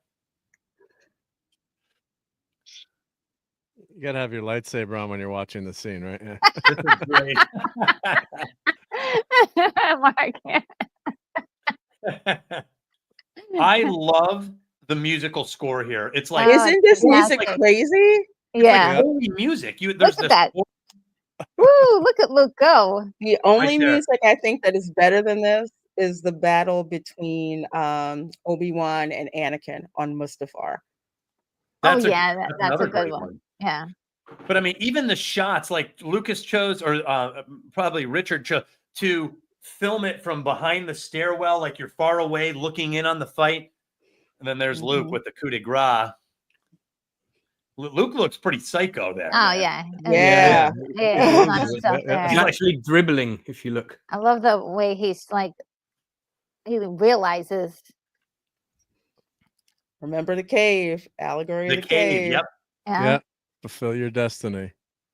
Now fulfill your destiny. The whole thing with the hand. Nah. And he sees the similarities between the two. That Mhm. they're Yeah. Is more The robot fighting than turns man. you slowly into a machine, basically. yes. And this is a ballsy move. He throws away the lights. I don't know. I would have held Mhm. on to that. Like, Right, oh, He gives that yeah. speech. Much I'm a better Jedi than- like my father before me. Yeah, that's what makes when he throws it away in the sequel so bad, That's- because of the meaning that gesture has. Yes. Here. Oh, Almost God. like demeans it. I hate that. Man, And then we cut to the love the shot when the radar goes up and that's such Yes. a cool shot. yes. The shield There is you go. down. Commence attack on the Death Star's main reactor. yeah. That was Nice. a good impersonation. Yeah, nice. I had to say that with the mask on when we were running the game. Oh, I didn't get my Shield Darth is down. Vader mask, voice changer mask. I forgot to have that upstairs. No, I had a full latex Admiral Akbar mask on with a Oh, you had tiny it? Yeah. like hole here, and I had to do the whole briefing and everything, the speech. Wow. You know, you can see here, all of that. Got it. Yeah. I know exactly who to cast when I do my Star Wars. Oh yeah, I'm up for that. Movie. I'll do an Akbar for you, no problem. Yeah, this was Ooh. kind of like, what's going to happen, right? Luke versus the Emperor. The Emperor doesn't have a lightsaber. And then the Emperor's like, I shoot lightning, by the way. Yeah, that's Yeah, I was like, whoa, I did not see that coming. You don't need no do stinking again. lightsaber. Yes. And that's what Yoda meant. You were not. The I like the Emperor's more way powerful than you his think. when he's coming towards him. Do you see how disjointed his Oh, fingers yeah. are? I always Yeah. really thought that was very cool. Yep. Yeah, I mean, that's like Oh. point blank range. Yeah. such a great set. Now, one thing I And he's did like deliberately about not killing him. He's deliberately torturing him, Yeah, Oh, it's yeah, slow yeah. death. prolonging. I love this scene because actually the prequels has sort of that moment with Windu where he's like Oh actually yeah, has to watch Windu die. Well, yeah, and then and he's like, this is kind of like a mirror to that. That scene Yeah, a little it's like the like the game. All right, are we gonna do the whole thing with the lightsaber and the lightning? We'll do that trick. Yeah. You know, we'll Windu him. Now they can't. They have got to take this. No, they have got to take that out because I thought Vader in silence reacting to this was so much more effective. Mhm. Just looking at him. Now, my dad Yeah. went on opening night, and I remember him coming home to tell me that when now he doesn't tell me this, but he says when Vader turned to the good side here, the entire theater went up for grab, like it was a complete hysteria and cheering. Oh, it Yeah, was yeah. so crazy. It was That- so it- crazy. sorry, they added in a at no here on the special Look at edition. look at this. He blew up. Yes, he Yeah, blew he up. got- Blew up. He He's like Ain't exploded no in coming the back from energy that. generator. And he Yep. died. Yeah, there's nothing of him left. There's nothing left to clone. Right. I don't even count to see it. My mind can't accept it. So Doesn't like, count. No, the Emperor's Doesn't dead. exist in this dojo. Yeah, he Yeah, just died right in front of our eyes. Yeah. It wasn't. I mean, they didn't cut away or anything. Did they try to say that emperor was a clone at some point? No, Like, no, it's- no. If they do another Okay. 3 films, it needs to start with one of the characters Okay. coming out of the shower and Right somebody here. going, "It was all a dream. It didn't really happen." All this stuff right here is as exciting as it gets for me. Like they're Oh, going yeah, in. yeah. Love it. Here we go. Yeah. Here comes the Now- Falcon and the second wave. And then You the know, this TIE isn't a fighters trench coming run. They're after flying them. into the superstructure. Yeah. Yeah. And this particular part of the scene actually mirrors one of the movies that were kind of like Star Wars dupes. I'm trying to think of which one. I think is it Message from Space, or it's one of those Star Wars dupes that had this very same scene, but it was in like 1978. One of the really? one of the Italian rip-offs, probably. Yeah, I forgot which one. I think it's it was not- it's not Message from Space. Yeah, it's not the humanoid.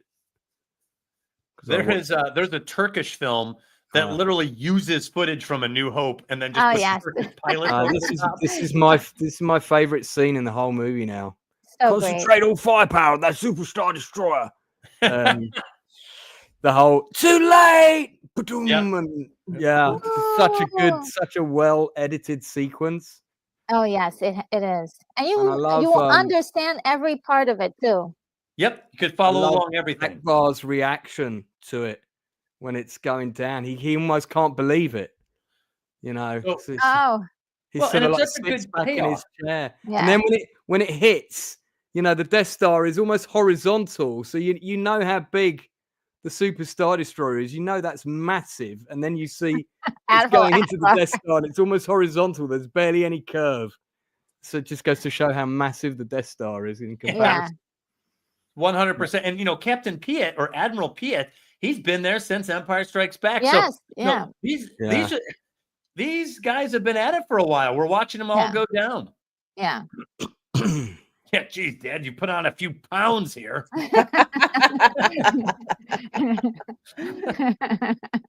You guys have seen that meme where they show Luke and Vader in the elevator, and he's like, "1 beer, Dad," and he's like, "1 beer," and then it cuts to him holding, pulling them out.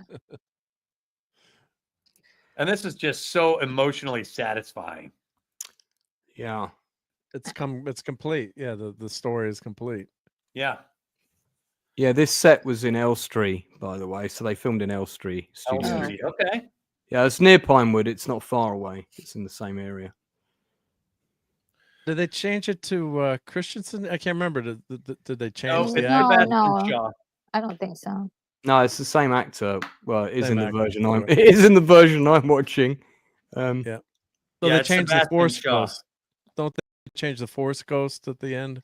They I do think change the so. Force Ghost. Yeah, the Force Ghost. Yeah, Which is. I thought was really silly. I thought that was stupid because, like, Alec Guinness is, you know, as Obi-Wan isn't young Obi-Wan. Right. Oh yeah, yeah. He's the age he is when he passes. So why would Hayden Christian come back as, hey, look, I'm young and good looking again? Isn't it great when you go Yeah. to the other side? It's just so dumb, man. I always thought this scene was so interesting because Vader is the best villain of all time. And then when Luke slowly peels back this Yeah. mask, the greatest mask ever, it's this frail old man in there. Yeah, And Yeah, it's just not some scary. guy. Contrast. Yeah, Yeah. He's not scary at all. Doesn't look like a mean guy, right? He looks like No. a nice, kind of a nice guy. Yeah, Like he looks he could he play looks Santa Claus. Yeah, your favorite grandfather kind of character. yeah. If he Yeah. had wounds from lava and lightsabers. Yeah, yeah. Great Aw. scene though. I always It really is. like this scene. And, you know, I always admired, you know, Luke's trying to save him. He was yeah, trying to he thought he was going to bring Vader off the Death Star. And yeah, it's like, well, even if you save him, he's getting the chair. You know, Yeah. they're not going to forgive him. yeah. So that's what I was saying. People are like, well, Vader did all these bad things and was redeemed. I was like, his soul was redeemed. The culture never forgave Yep. him. He just Yeah. died. Yeah. Yeah. Which seems right, you know. Yes. Sure. And this scene He's destroyed worlds. here How good is is this? incredible. Yeah, It's so I'm good. getting chills watching it just now. Like I'm already on my way out. You know, I love it. The scene So where the giant mushroom thing collapses right here, and then it moves into the tunnel right here. Boom! What So a and you get great. the man. fireball, the classic fireball following. So You know, good. always the hero escaping. You know, Temple of Doom. The big boulder. Boom. Yeah. I love the way the flames almost overtake it, like just, Almost Yes. got him. sitting there, like coming in front of the window. You know. Yeah, and Lando, Woohoo! Ooh. I didn't know if he was going to make it out of there. Yeah, no, Lando. no, no. You know, but like, I was like, oh no, they're not getting out of this one. I'm No, the definitely Falcon watching. always makes. The This is Falcon always definitely makes it special out. edition because I can tell from the explosion of the Death Star. That is so awesome, Lando. Yeah, yeah. Falcon's always gonna make it out. So good. My nephews stopped playing with their Star Wars toys. They're like, Uncle Mark, do you want this? You're like, yes. So I ended up with some of their Star Wars toys. Yeah. Hey, you know, we And could then all one of sing those the Ewok Ewoks. song. We could all sing the Ewok song together. Yup, We could yup. sing Nub Nub. Yep, Yeah. yep. And then If one of they the changed Ewoks that will design a dagger based on the wreckage of the Death Star, Ah, so that the don't go there. brilliant, it's brilliant plotting. Oh man, that's just like, you know, even the sizes of the wreckage don't make sense. Nothing, none of No. it made sense. I mean, you know, things burn up in the atmosphere. Hello. I love Han's look here. She's like, "Oh, he's my brother." It's like, Yeah. Yeah. Oh, you guys kissed a I'm few free. movies back. Yeah, well, we didn't know what we were doing back then, but at least they had a better plan for this trilogy than the sequels. Thank God. Yeah, yeah. Lord. I love how Han's like, I won this competition. Yeah. Like, this is all right being a rebel. I'm rich and I got the girl. Here comes I got the Viking. the bear. Hey, Wicket, you want to live with us? Oh, that would have been cool, actually. Bringing Wicket back to Coruscant. That would have been a great sitcom. Yeah, that would. Wicket and me. Wicked and me. Yeah. And this I Or thought it was could be very called. fitting as well. It could have been called Ewok and the Family. And this scene here is very important because when we met Luke, he really cared about who his dad's identity was. He really cared about his dad. He Yeah, wanted to this be like is his dad. Now is he knows actually- the truth about Yeah. who his dad was, and there's still something there worth honoring. Something. Yeah. Mhm. And that And his scene dad's itself was redeemed. him standing in front of the fire is a mirror to that scene with him in front on Tatooine when his Oh, uncle and his aunt Rue. died. Right. Yeah, Yeah. I hadn't thought of that before, Good actually. point. Now Yep, I yep. will say I like this in the special edition. All these added scenes. on Yeah, this. the montage of like victory being celebrated, Oh, and you yeah, can see yeah, that was if good. you watch it in slow motion, you can see things like they're picking up and throwing stormtroopers off of balconies and stuff. Oh, Now- snap. There's Notice, actually all these, and there's also in the background of one shot the Emperor's statues being pulled yes, down. right here. Yeah, The Emperor Oh, statue's wow. coming There down. it goes. Yeah, yeah, yeah. And now I've look in the rewatched those background. shots. Look in the background. That's the Jedi Temple. Yeah, there's all kinds of little details, which is pretty cool. Interesting. Well, I just thought if the Jedi Temple is still there at the end of Return of the Jedi, how in the world did the sequel trilogy not go back and use that? I don't know. Like, it's so stupid. Because they were idiots. They were. That's And I love Wedge makes it all the way to the finish line in this show. Yeah. Yes. And no amount of money could ever tempt him back again. Is that what he said?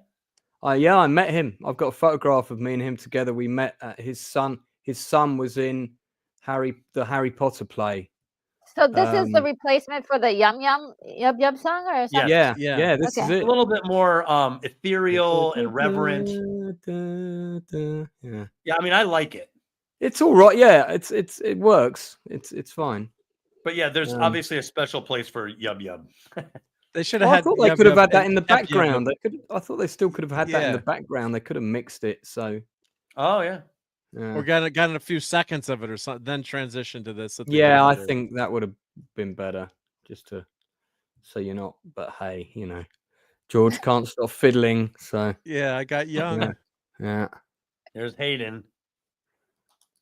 You know what they could have done is showed young Ewan McGregor and Hayden, and then have them transfer to old men right there, like time lapse. True. Dan says, Yoda. Ewok, who's a bowl of trooper deep fried fingers? Dan. Yay! Da-da-da-da-da-da-da. Rest in peace, Richard Marquand, who directed it. He died not long yes. after this, you know. So Oh, wow. yeah. So Howard good. Kazanjian. I've got his book up here. Howard's. He actually said some incriminating stuff, or revealed some of the incriminating comments I think Marshall Lucas had about the sequel trilogy. Mm-hmm. Yes, do continue. Oh no, no, we're it was just. listening. Don't leave us hanging with that. What's the rest of that sentence? Well, it was because remember Lucas after The Last Jedi, there was people were like, "This is bad," and Lucasfilm went on the attack. She was like the Death Star blowing up any little bad article, and this book comes out about Howard Kazanajan and his life, and in there's a few comments by Marcia Lucas. And Marcia, they're like, "What do you think about the sequel trilogy?" She's basically like, and it was like the first evidence of someone who was connected, who was part of the industry, openly saying this is bad, and so it made its rounds pretty quick.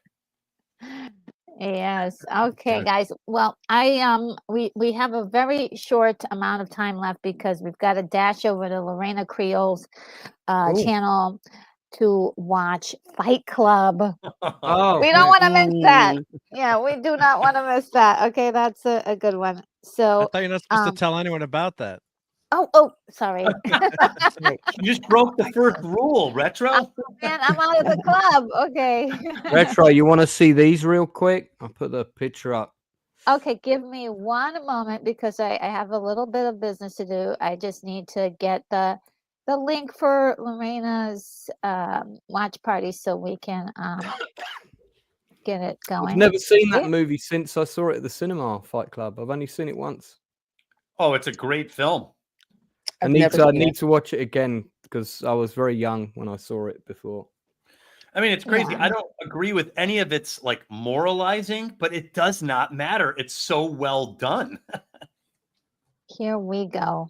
Just wanted to do that bit of thing there. So there's the link for it.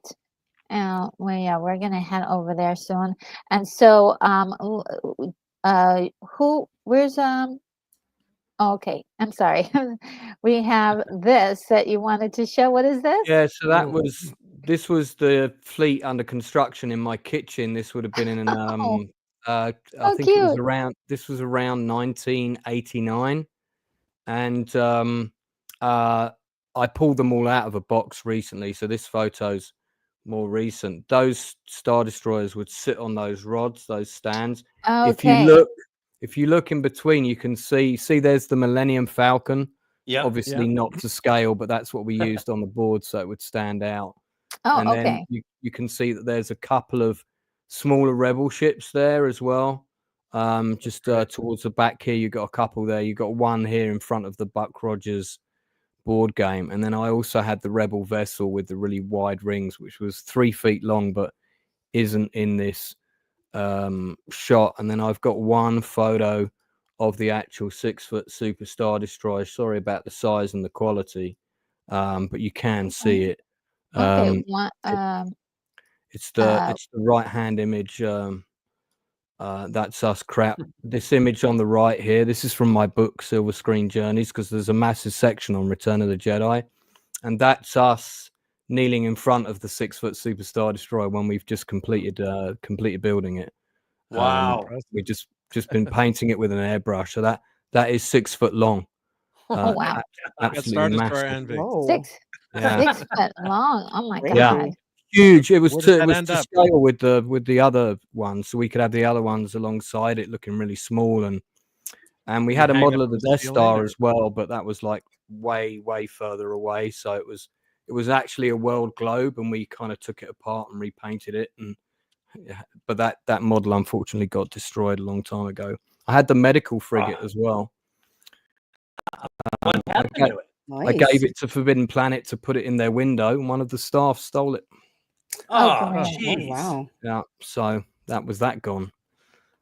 Which Where did the 6 foot? What did you like? that's You're in a building the that's in a 6 foot friend of model. mine's loft Wow. because I had to move at one point and I couldn't take it with me, and he said I'll take it, and it was pretty knackered. It was pretty, lots of the engines had fallen off and things, but it could be restored. And apparently, yeah, it's in his parents' loft apparently. You have to Oh. take wow. it to an imperial repair shop. Yeah, it'd be good to get it out again and put it on at a games convention like we did before. But I haven't got all the. I've still got the Star Destroyers, but all the Rebel ships have all gone. So, Yeah. See if Well, my let me R2D2 quickly turns check in with the chat really quickly Yeah. to see what's going on there. We got Thrawn Kill in the house saying skinless, boneless trooper breasts. As they and I didn't see it this time, but they did have like trooper helmets that yeah, Mhm. they did use as bongos, but playing the drums. yeah. And let's see. Need to take a picture of the attic. And Sherry Lee says, "Thanks for the All-Star panel today, Retro Nerd Girl. Thank you. It's my pleasure. I'm so glad that you guys were all able to make it today for this really awesome movie, and just in general, to nicely to wrap up these 3 amazing movies from George Lucas, the original Star Wars trilogy. Really awesome group of movies here. And Dan says we are heading to a space where Star Wars will be 2 parties: Lucas Star Wars and Disney Star Wars. And I'll let you bet on who's going to win. One party will be much bigger than the other, methinks. Yes. yeah. Mhm. and let's see. Dan says, indeed, a couple of hours goes by fast at work today. LOL, nano, everyone. That's Oh, Mark and thank Mindy right there. you. Yes, Mark and Mindy. Calling Orson. And I'm going to add that one to the closing. And let's see. Sergeant Kiritana, hello, says, I love Return of the Jedi. Most of the OG trilogy action figures I got from that movie. Oh, awesome. Awesome. Says hi. And let's see, let's keep going. Joseph says large scale fantasy fight for Star Wars game. And Sergeant says the only thing I don't get is why Hasbro never made a big Star Wars destroyer toy for 375 action figures to fit in. Oh, They probably will 3 someday and with 3 HasLab, inches and maybe, 75. Oh, Yeah. and they made Jabba sail barge. If you check out Retro Blasting's video on the sail I barge. do remember that. Oh. So the sail Mhm. barge is amazing. Yep. And So maybe dumpster someday they'll do a Star Destroyer. Yeah. And Dumpster Fryer says this series was a great way to kick off 2025. Thank you so much. Yes. Totally agree. Till next time, peeps. May the force be with you. Aw. And thank you for attending and hanging out with us. We really appreciate it. Hope you come back for more stuff, because on the channel we'll be doing Terminator next week, and then following that will be Terminator 2. You know, Terminator is my favorite movie And these of are the all time. best. Awesome. Yeah. show. And I'll then we'll I'll send the link to Gail, so maybe she'll drop in. Oh wow, that'd be we'll fantastic. see. Yeah, we'll see.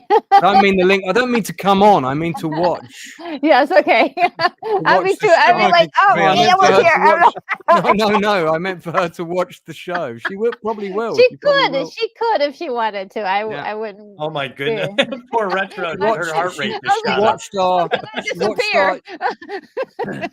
retro. You remember when we did the Fix the Terminator franchise? She watched Yes. that. She She told me. did? Yeah, Oh, I sent her the wow, link that's for it. so cool. I see. Yeah. That's why I say, guys, you never know who's watching you. No. Wait, Cool. Retro reacted like a T1000 came into the chat. Yeah. Where can I duck? And I wanted to show these posters really quick because these are so cool. But these Oh, were okay. Mondo Oh, posters. wow. All right, But hold this on. was Let me. Ollie Moss. Yeah. Okay, hold on one Yeah. second. Let me. Oh, Yeah, That's wow. Mondo? You said that's a Oh, yeah, coaster? there you go. So this was I missed out on Mondo when they sold these, the Mondo Oh. posters, but this is really fantastic set of Star Wars posters. So there's Yeah. the Jedi one, and No, I like that. I like the if you try Vader. to get the originals, they're they're Oh, that's unobtainium, cool. but it's I think it's Ollie Moss was the name, but they're Mondo Star Wars posters, but they're just so phenomenal. So I was at Comic-Con last year and finally was able to grab these. They're not as big as the originals, but they're I'm out of wall space anyway. They're But great. these are just so cool. I really like those. I really like those. Yeah, so if you Google Ollie Moss, you could find. I don't know if these are licensed. I hope they are because the artist is so phenomenal. But I couldn't resist buying them when I saw them at Comic-Con, and I did get R2 to work, so I got my R2 to the Spiro R2. So he drives around actually. So Oh, which so is pretty, here. cool. I know we got to get rolling, but I just want to show R2. Yeah. Mark D. One more. Okay, there we go. There we go. Yep. Here, let's see if he's going to drive off the. He's probably going to drive off the edge of the. Oh, look I at won't him. crash him. Beep, beep, beep, But beep, beep. beep beep beep beep beep. And the Spiro app had all So kinds of stuff cute. we could do with them, but it's been discontinued. But you can side load the. Oh, don't crash R2. So, but it's just a phenomenal toy. Very cool. R2D2, Princess Leia needs you. Yeah. Beep, beep, beep, beep, beep. So a He'll be lot of malfunctioning fun. within a week. Yeah. Yeah. Oh So my a Hey, lot Mark D of with a fun. D. Mondo is based right here in Austin, Texas. Oh, that's right. Yeah. wow. Oh, they're Oh. amazing, Mondo. And I remember collect I was- all their vinyl records of movie soundtracks. So I've got all their collectible, I've got a couple other things, but they have the tiki cups, the posters, Yep. and I get all the vinyl records. They're wonderful. Yeah. Jedi's saw the them at only one I Comic-Con. don't have on vinyl, actually. Annoyingly, so I don't have the Return of the Jedi on vinyl, and I'm kind of annoyed about that. Do you know what I bought it on? I bought it on cassette, and the tape Oh, wow. snapped. Ooh. The tape snapped after about a year. I was so angry.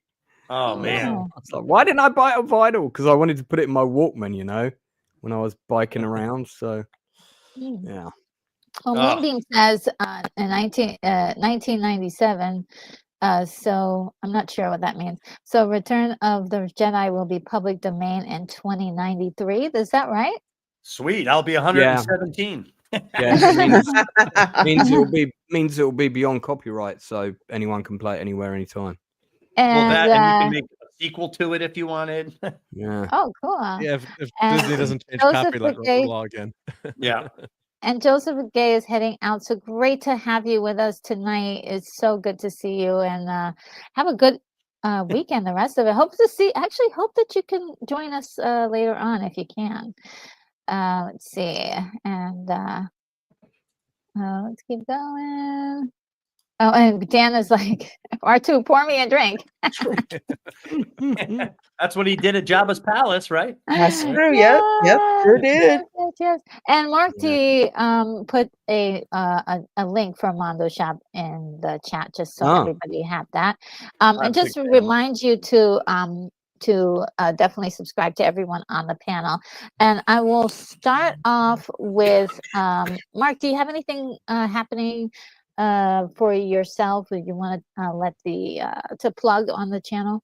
Sure. Yep. So I've got Sunday Night Geekery. My main show of the week is Sunday night, 10 p.m. Of course, now I got to cough as soon as you. I'm a pro at this, right? I've been doing this how long? Sorry, I gave that to you. My You apologies. gave it to me, right? Yeah. But just a lot of fun being here. So check out my show 10 p.m. Eastern, and during the week, I've got all kinds of things going on. Showing toys, and let's see if I can get this picture to come up here. I was just printing 3D Star Wars sign so you could see it. Let's see if this shows up. There we go on my Oh, camera. So there's cool. a 3D Star Wars sign that's going to be that's printed. Oh yeah. Yeah. Oh, Let's see if I wow. can get that to go. Wow, that's pretty cool. Yeah, so we can get that to go up. So that'll be lighted. But yeah, if anyone has anything that they want to print or do commissions and sell things too. So that's going to be a light box. And it just finished printing a couple of seconds ago, which Yes, is fun. and So yeah. And earlier, oh gosh, see, that's my alarm to let me know that I have to head over to Lorena's. And so, oh, that is so cool. So I could see a little bit of it there. It Wow. says Star Wars. Yeah, see That's the going to be Star Wars, yeah. fantastic. And then you can put a Um, light behind it. Yeah, this will be a nice sign. Yeah, yeah. Yeah. Oh, wonderful. Yes, if you guys want any kind of 3D printing to do with some of the stuff that Mark D with a C is doing, go ahead and hit up his what was that Linktree? Yeah, link tree, and I Link that just you put my had. my YouTube link. I'll have that in. I'll throw the link tree one in again. But yeah, it's just been a blast to hang out with you guys. So much fun, and Yes, God, what a great movie! And so much fun to watch this and enjoy it with everyone. It's just great. awesome. Yeah. And Lorena, besides later on us doing watching Fight Club together, what else? What do you got going on? Oh, well, let's see. Welcome to Florida, of course, is tomorrow at 8 p.m. We have fun laughing at the second crazy state in the union. And I don't know if we're going to be able to top last week's episode, but we're sure as heck going to try. So that's tomorrow night at 8 p.m. Eastern. And then pretty much for the rest of this upcoming week, I'm going to be streaming live and vlogging from Stella Nova Resort. That is the new value resort that Universal Ooh. is opening Oh. right on the doorstep of Epic Universe. So When are you doing an Epic Universe walkthrough? Well, whenever the park opens, and I may get a chance to preview it earlier. Universal hasn't dropped when they're going to let pass holders go in for a soft launch yet. So they have not dropped the date. They said that they were going to do that to let pass holders in to check it out first, but haven't heard anything yet. So I will definitely. I have official tickets to go.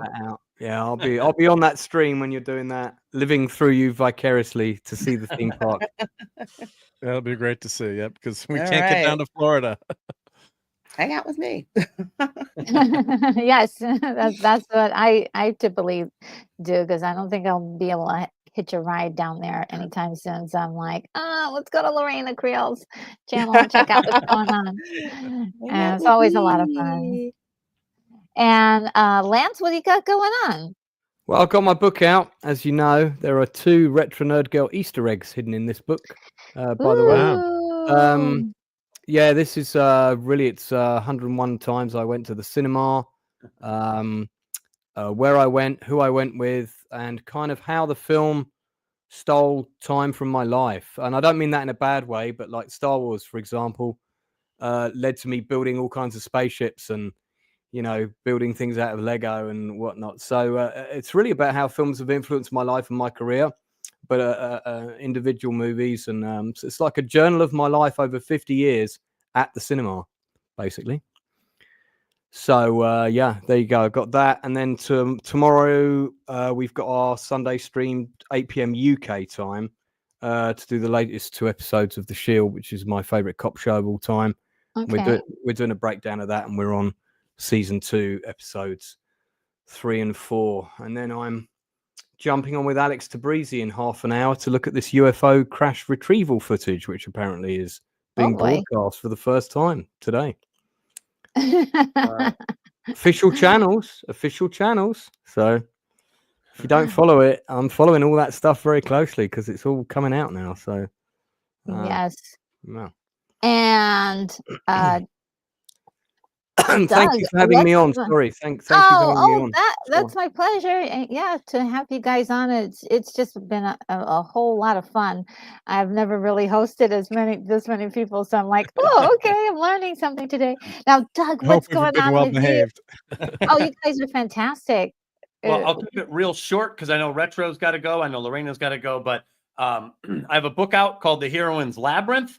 It's won a couple of awards, and I think I have an announcement for you on Monday. But if you're a writer, a screenwriter, novelist, memoirist, it's an alternative story structure model that has archetypal designs and built-in character arcs. So if you're a writer and looking for a little assist, give it a shot. Okay, and let me just grab your And I interviewed Patrick. It's not Patrick Douglas. Sorry, earlier today. You look like my friend Patrick. That's why I said that. Oh, right.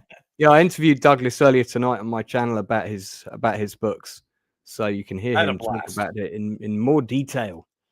Sweet. I can't wait to go back and watch that.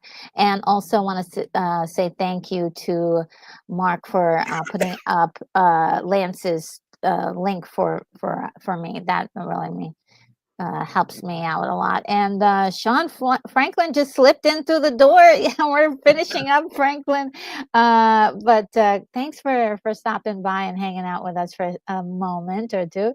And so, yes, guys, I think it's time for us to get going. And I think Lorena is beginning the process for her video for what's coming up next. So if you can join us, please do so. It'll be a lot of fun to see you guys over there as well. So and also wanted to let you guys know that we had merch for her channel.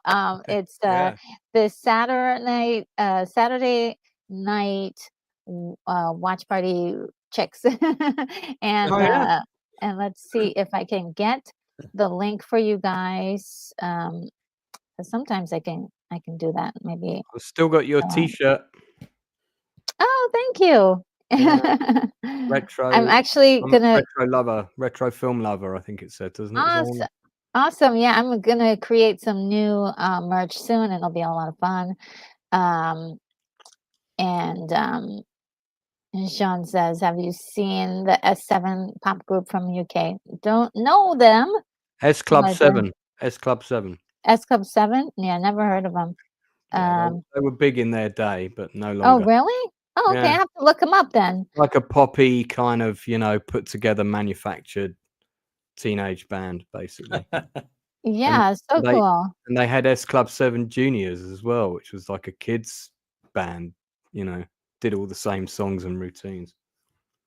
And also wanted to highlight this particular comment. Moonbeam says that the Heroine's Labyrinth is great for media reviewers too, which I think is really great. Just being able to point out all of the little details about storytelling that we are noticing in movies and whatever it may be, even books, because I know it's helped me a lot in recognizing some of these classic archetypes and things like that. So and being more expressive and being able to speak more with more confidence about what I'm noticing in a lot of these movies. So thank you, Doug, for writing an amazing book, an amazing award-winning book. And we will, and I'm looking forward to getting my hands on a copy of your book, Lance, so we can, I would love to have you come back and we can discuss that. You're going to be straight on the phone to me when you find the Easter egg. I can't wait. I can't wait. What? But in a nice way. All right, guys. I think that is going to do it. I gotta hightail it over. You got another stream to do. Yep. Yeah, I'm live in 24 minutes as well. So. Oh, you too? Okay, so well, you guys have a lot to watch. All right, so I'm gonna head out. Let me see if I can see my my technology here. All right, so have you got a cool new song as well? Not a new song, but it's the typical outro Newer. song for I've heard- my yeah, I've heard that in at the very beginning of the video. I have a new song, so if you want to check that out. But will. guys, hopefully I will see all of you guys next week for Alien. The watch party for Alien. What is it? The watch party for Terminator. Sorry Terminator. about that. The watch party for Terminator. And have a great weekend. Hope to see you guys again real soon. Take care, guys.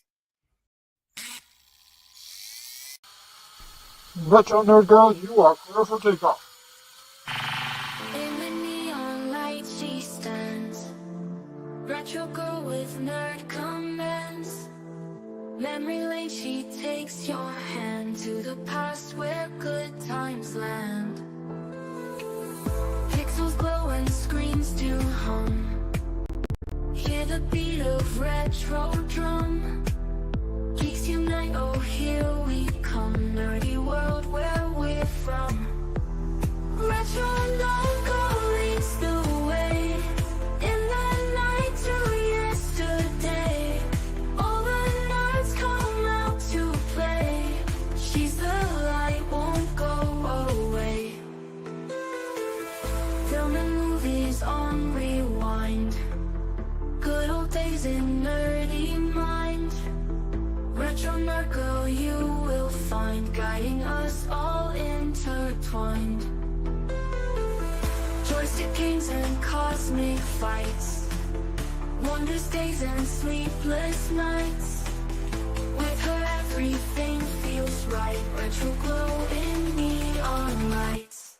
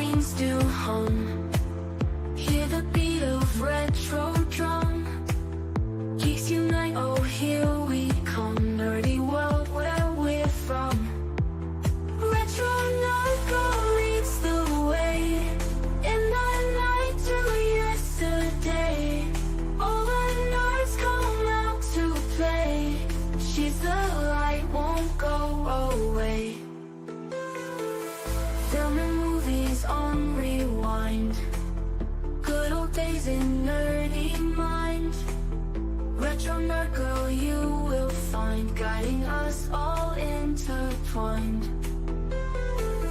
Joystick games and cosmic fights. Wondrous days and sleepless nights. With her everything feels right. Retro glow